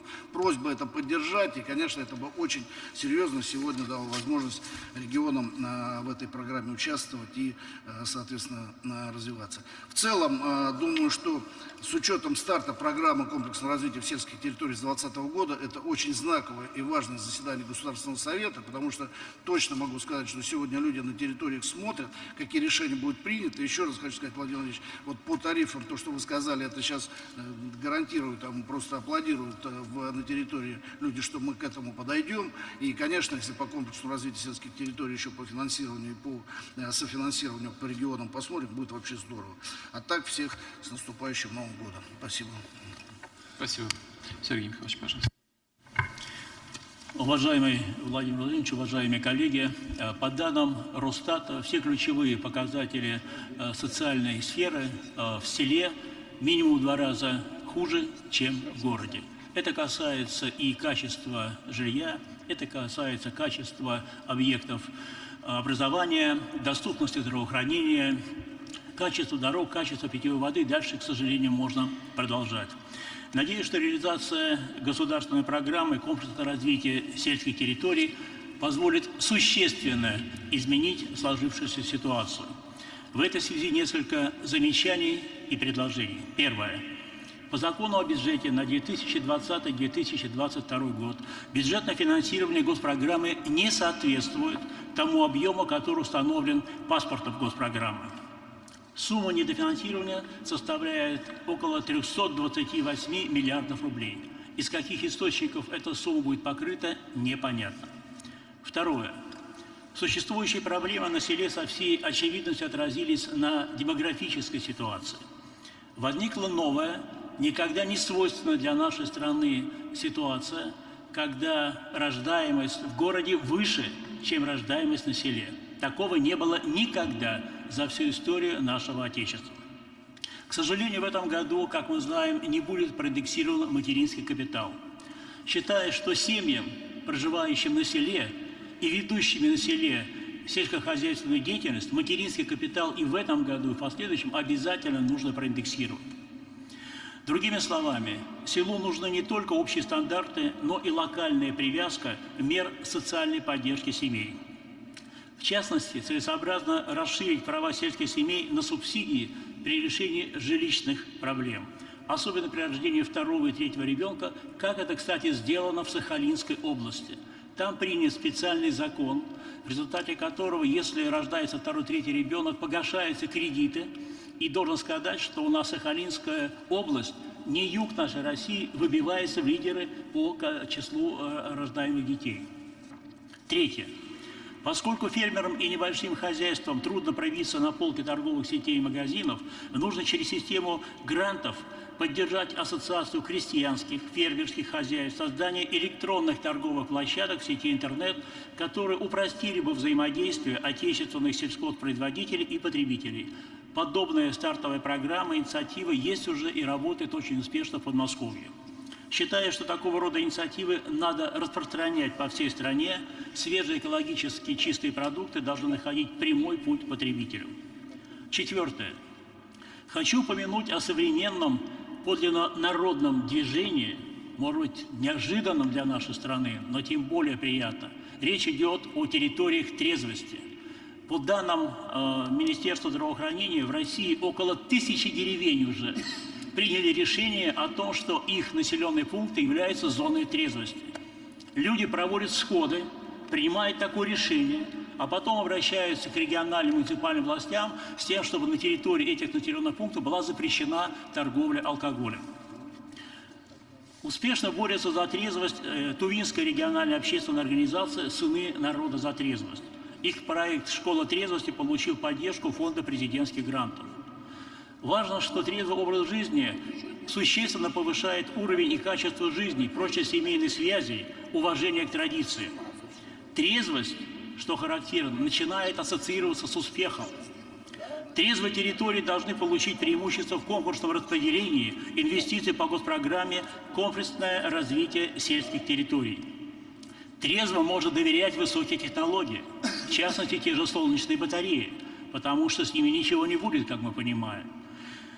Необходимо, конечно, выделять гранты. И самое главное, ни в коем случае не надо тиражировать или пытаться тиражировать этот опыт сверху, а нужно анализировать запрос на местах и идти им навстречу. Пятое. Считаю необходимым проработать вопрос, об этом уже говорил Сергей Иванович Неверов, полностью поддерживаю, о передаче аграрных научных учреждений в ведение Минсельхоза России.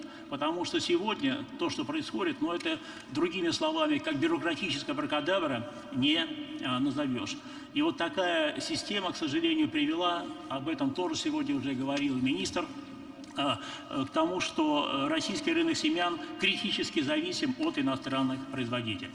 Уважаемые коллеги, уважаемый Владимир Владимирович, еще недавно казалось, что упадок села неизбежен в нашей стране, и проблема эти необратимы. Но, к счастью, несмотря ни на что, российская деревня живет со всеми своими преимуществами и недостатками. И я уверен, что та госпрограмма, которая сегодня принята и начинает действовать, конечно, поможет нашему селу. И будем надеяться, что наше село будет возрождаться, потому что, как в свое время говорилось в старинной русской пословице, город – это царство, а деревня – рай. Спасибо. Вот так выступает.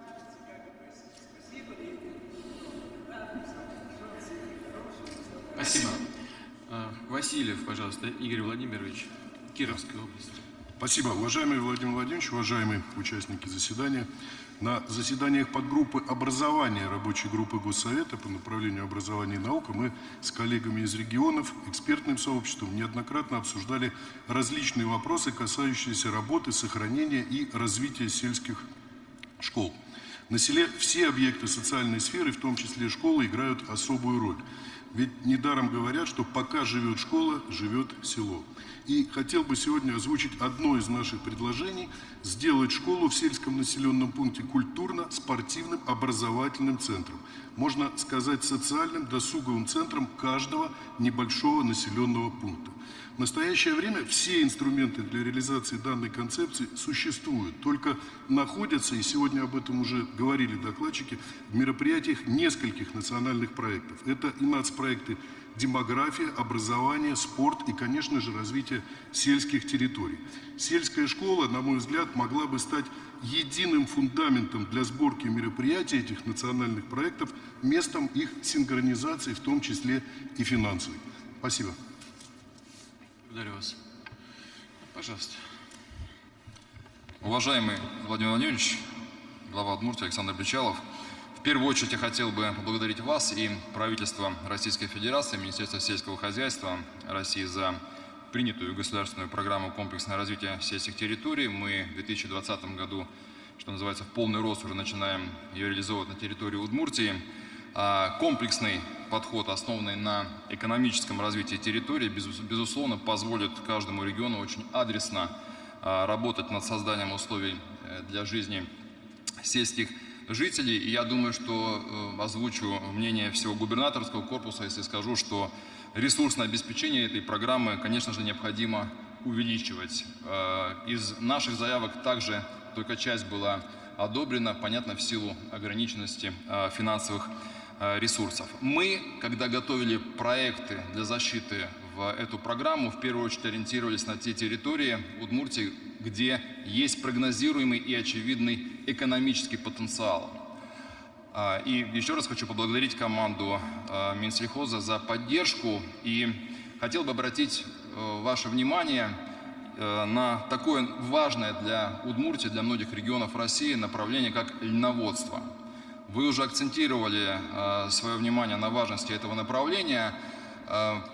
Потенциал и перспективы этой отрасли, они очевидны, они оцифрованы, и не только на локальном внутреннем рынке, но и огромные перспективы для экспорта, если учесть, что основные конкуренты у нас Франция и Бельгия, и сопоставить территории, возможности, то это еще раз подчеркивает, что направление очень перспективно.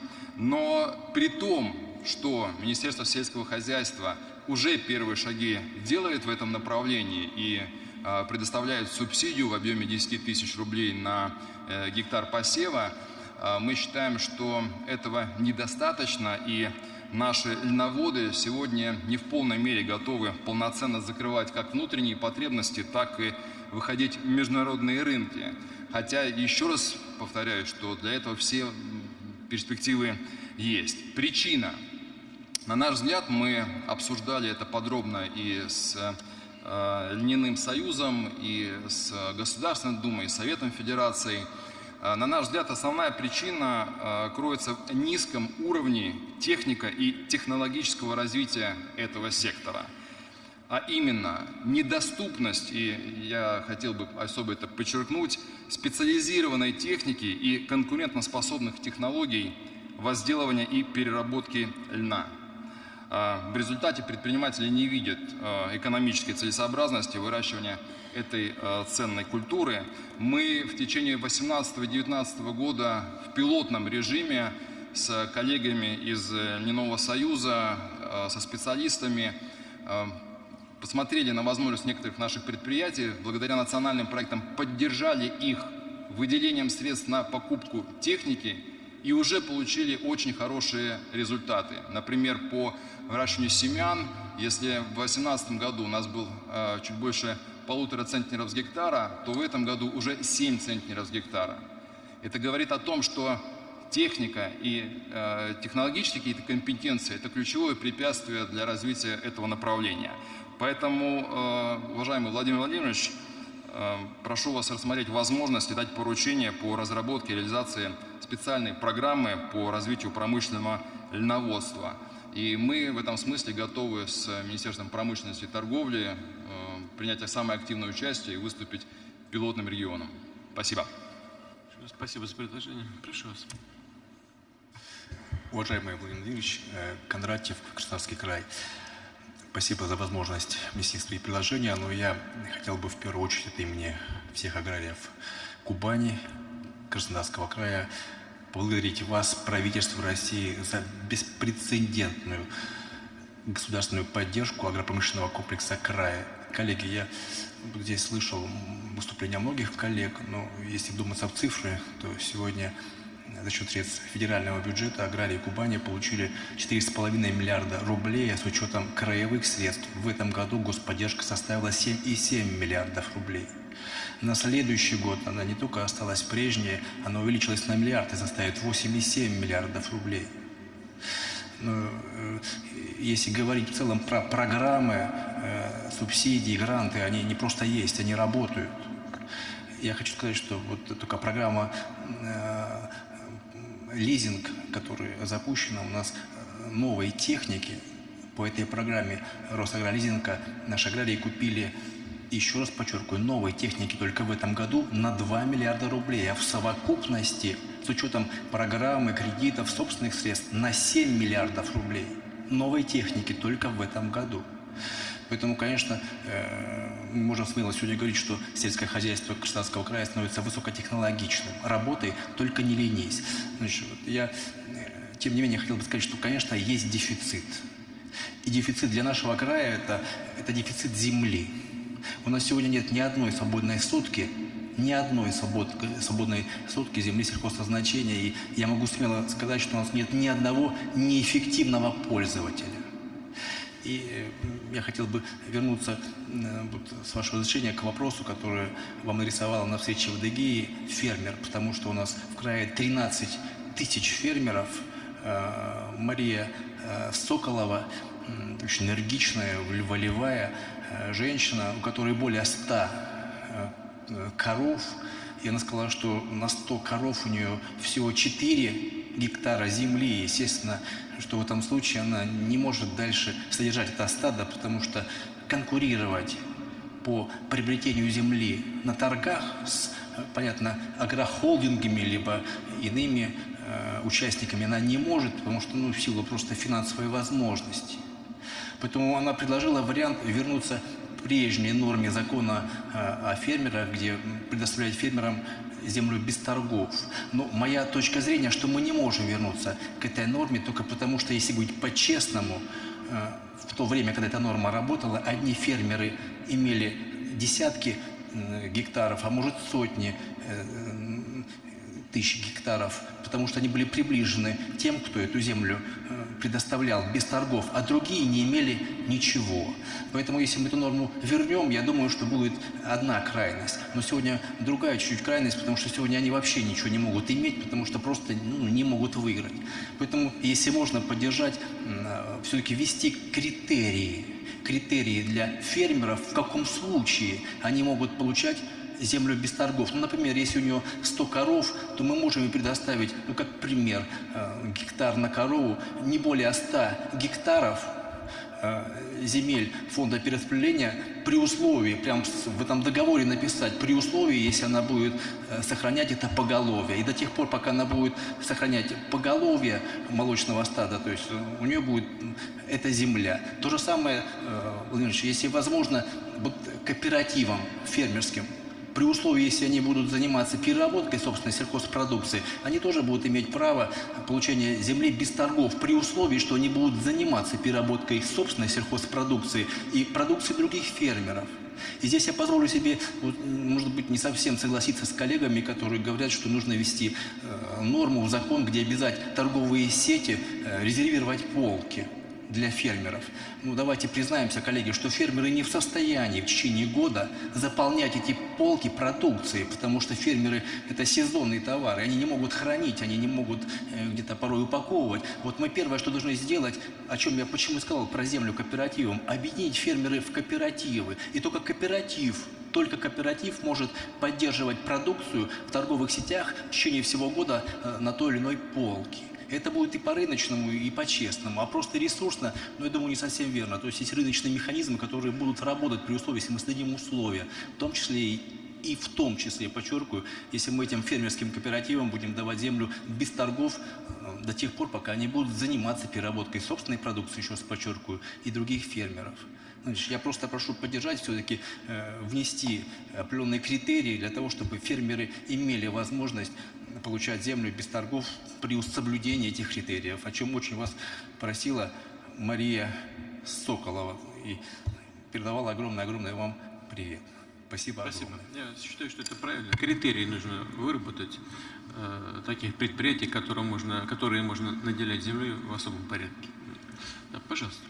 Да, уважаемый Владимир Владимирович, Алиханов Антон, Калининградская область. Я постараюсь коротко. Разведение пушных зверей в нашем регионе было одним из основных и достаточно рентабельных направлений долгое время, но последние годы оно находится в кризисе.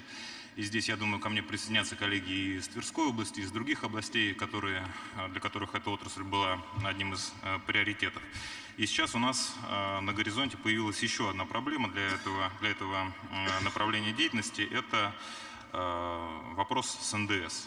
Практически весь входящий НДС у звероводов это либо 10%, либо 0%, когда мы говорим, например, о закупке кормов. Но для тех предприятий, которые превысят со следующего года 100 миллионов, потом это будет 90, 60 оборота, для них ставка НДС будет 20%. Хотя у практически всех плательщиков единого сельскохозяйственного налога эта ставка 10%. Звероводы в Европейском Союзе практически прекратили свое существование. Сейчас Китай и другие азиатские страны стараются монополизировать международный рынок. И в этой связи хотели бы попросить вас о двух поручениях. Первое – это все-таки предусмотреть возможность применения 10% НДС для звероводов. В противном случае, ну вот у нас, например, 3 хозяйства, они просто прекратят свое существование в следующем году. Ставка начинает действовать уже с 1 января. И второе – это дать поручение Федеральной таможенной службе или, может быть, принять какие-то меры в рамках Евразес. У нас очень сильный демпинг со стороны азиатских рынков. И та цена, которую заявляют при импорте, она не соответствует действительности. И в этом смысле необходимо наводить, на наш взгляд, порядок. Второй короткий вопрос и предложение – это та программа, министр о ней уже сказал, по поручению Дмитрия Анатольевича разрабатывается госпрограмма по эффективному вовлечению земель в оборот. И в этой связи тоже две просьбы. Первое – это учесть вопросы мелиорации и то, что у нас практически 100% наших объектов капитального строительства в мелиоративном комплексе находятся в неудовлетворительном состоянии. Нам крайне необходимы средства для того, чтобы приводить эту систему в порядок. А второе – это одна из идей, которую Царство Небесное Юрий Михайлович Лужков активно продвигал, и мы обсуждали с ним это достаточно подробно. Это невыделенные доли. У нас в 90-е годы вот эти невыделенные доли были распределены между работниками колхозов, совхозов, и до сих пор они не востребованы. Значит, у нас нету срока ни у физических лиц, ни у юридических, до которого они должны были эти доли выделить. И у нас из-за этого порядка 50 тысяч гектар, например, только в нашем регионе невозможно никак в сельхозоборот ввести. Они висят у банков на балансах, там, на банкротных предприятиях или еще где-то. И мы ничего с этими землями сделать не можем. Вот в Краснодарском крае земли уже нету свободной. У нас она порядка 200 тысяч есть, и нам бы хотелось, чтобы был установлен срок пресекательно, что, например, там 3 года осталось, и после этого все невостребованные доли, значит, невыделенные, возвращаются в муниципальную собственность, чтобы мы могли давать ее тем, кто хочет работать на земле. Спасибо. Хорошо. Предложение заслуживает того, чтобы их проработать. Абсолютно согласен. Да, пожалуйста. Вот поддержка сейчас будет со стороны Минфина по поводу НДС, наверное. Пожалуйста. Спасибо, Владимир Владимирович. Я в целом хотел бы по ресурсному обеспечению высказаться. Действительно, у нас есть программа, которая предусматривает объем ассигнований из федерального бюджета, причем в достаточно больших объемах. На следующий год это почти 80 миллиардов, потом 160, 193, 200. Вот. Но в этой программе есть и сноска о том, что такие деньги будут предусматриваться в зависимости от возможностей федерального бюджета. И действительно мы должны сейчас посмотреть на такие возможности.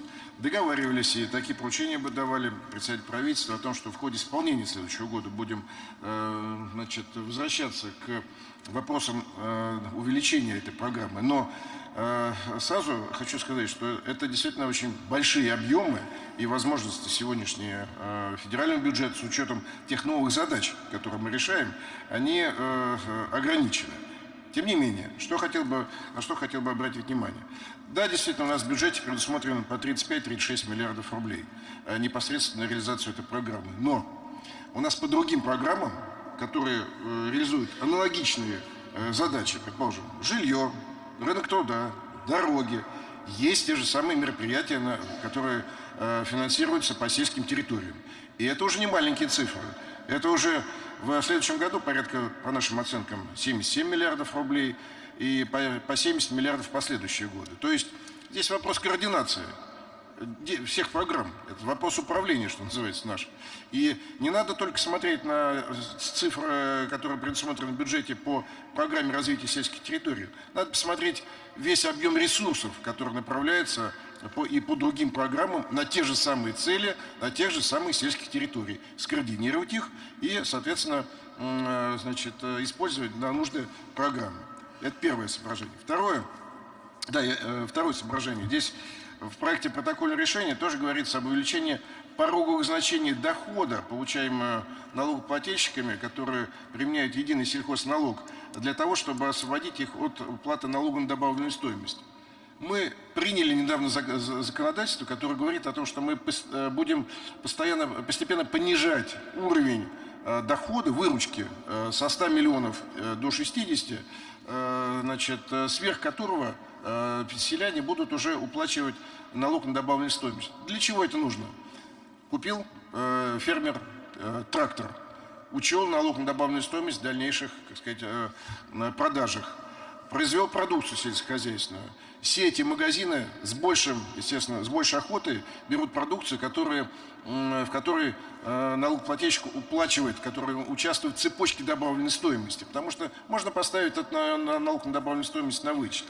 Поэтому мы считаем, что увеличение порогов, оно выгодно только тем, кто работает не совсем в белую, серую экономику. И в этой связи хочу сказать, что вообще что такое единый сельскохозяйственный налог? Это самый низкий налог с точки зрения ставок, потому что это доходы минус расходы всего 6%. Это ниже даже, чем самозанятый. Поэтому по единому сельскохозяйственному налогу у нас платят, по этому режиму работают крупные фермерские хозяйства, у нас работают, рыбная отрасль, рыболовы работают по этому хозяйству. То есть это минимальный налог из самых минимальных. И многие губернаторы справедливо говорят о том, что мы вкладывали в последнее время в село, давайте хотя бы будем получать отдачу какую-то налоговую от этого вида бизнеса. Я сразу тоже хочу сказать, что у нас по льготам, если посмотреть, какие льготы есть у села, а это налог на прибыль, не платится налог на прибыль, налог на имущество, не платится, транспортный налог в части транспортных средств и так далее. 540 миллиардов рублей в год льготы по селу. Поэтому, когда мы говорим еще о дополнительных преференциях и еще, но здесь всегда надо взвешивать, находить баланс. В результате, что прошу, уважаемый Владимир Владимирович, в проекте протокольного решения здесь очень однозначно и четко говорится о том, чтобы обеспечить финансирование в объемах программы, внести изменения в законодательство, установленное в части ЕСХН. Но мы просили бы еще раз дать нам возможность взвесить и дать нам поручение дополнительно проработать эти вопросы. Спасибо. А что со звероводами? Со звероводами я против 10% ставки, против уменьшения ставки НДС, поскольку мы, можем открыть такой ящик Пандоры. Тем не менее, готовы проработать вопрос с ФТС, о чем коллега тоже говорил, Антон Лиханов, относительно того, чтобы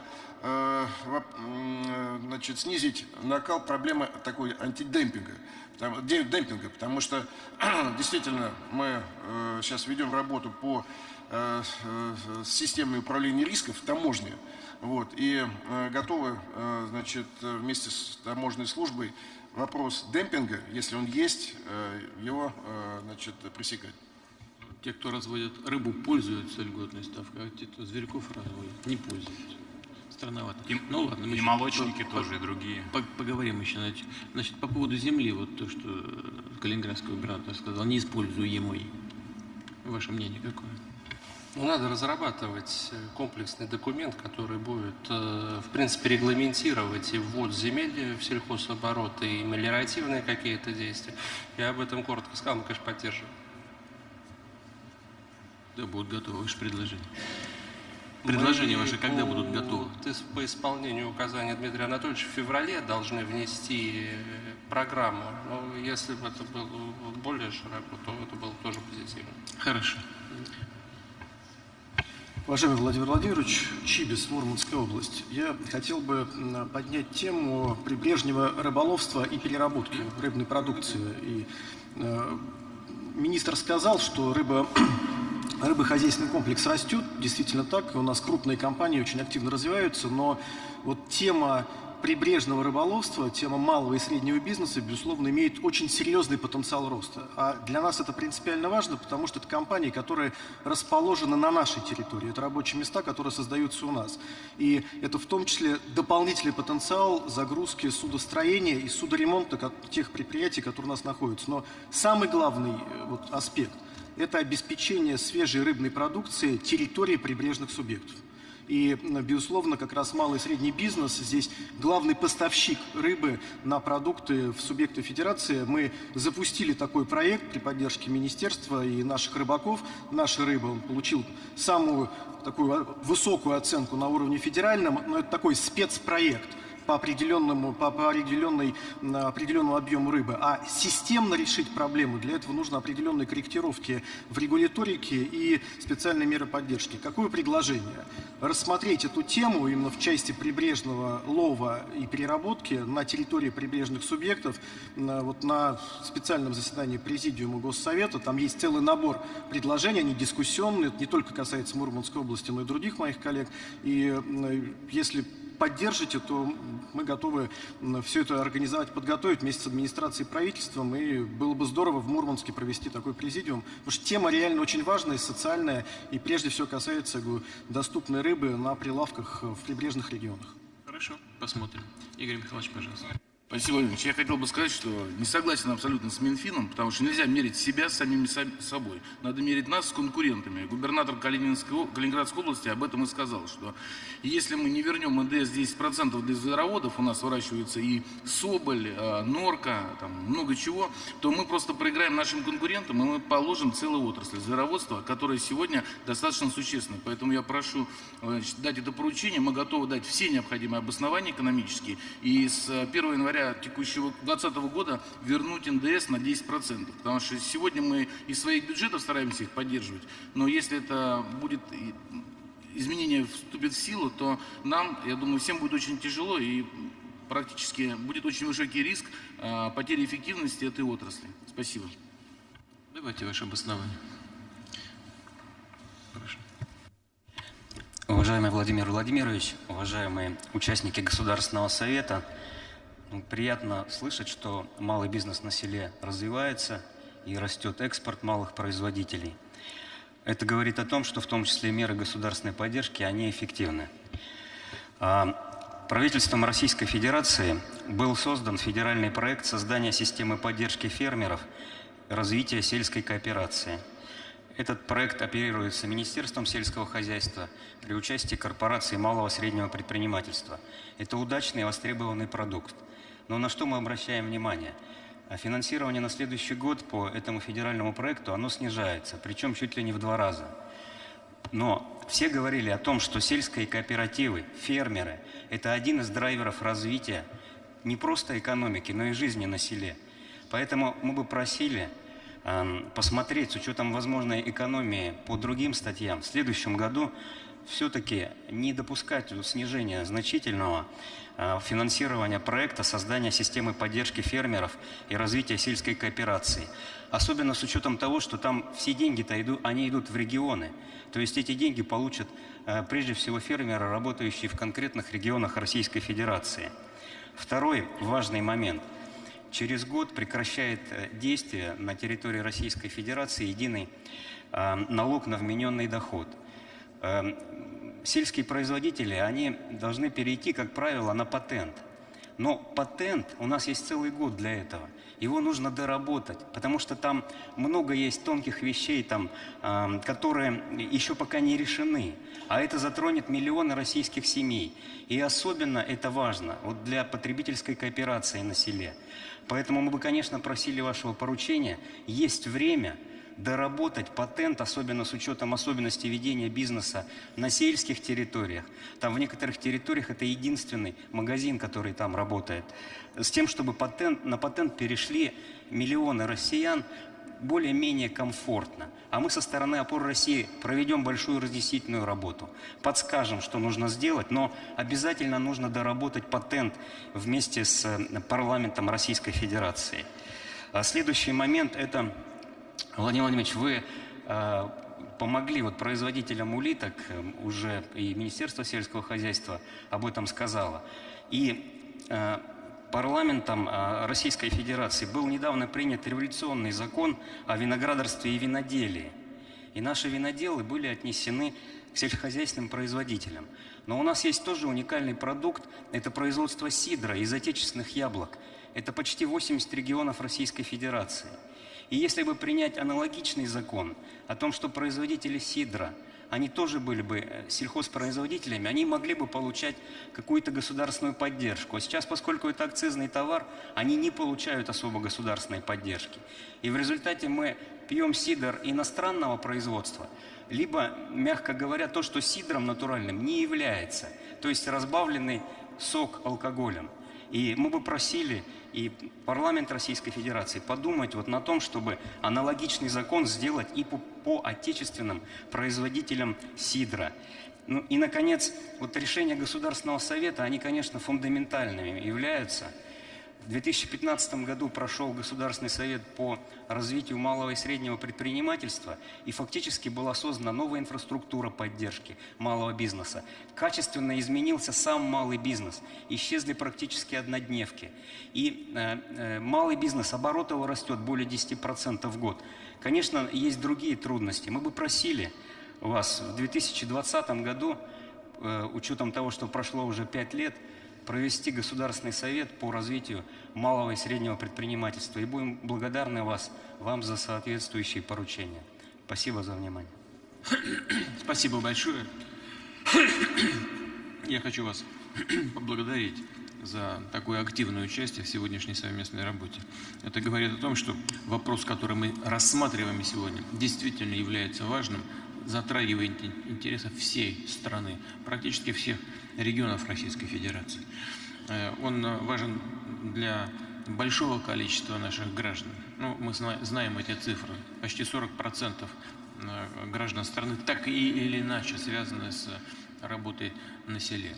Это не только сельхозпроизводители, но и все, кто работает на селе в области культуры, образования, здравоохранения, в области науки, АПК и так далее. Здесь огромный потенциал у нас для развития, без всяких сомнений. Вопросов много, проблем много, но есть и предложения, как эти вопросы и проблемы решать. Я очень рассчитываю на то, что мы сегодня не только подготовим по результатам работы рабочей группы Госсовета и по результатам сегодняшнего обсуждения дельные, хорошие и исполняемые предложения, но рассчитываю на то, что они будут и исполняться как на федеральном, так и на региональном уровне. Хочу вас поздравить с наступающим Новым годом. Всего доброго. Спасибо большое.